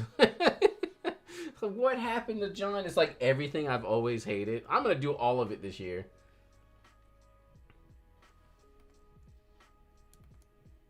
Let's run these through a Voto.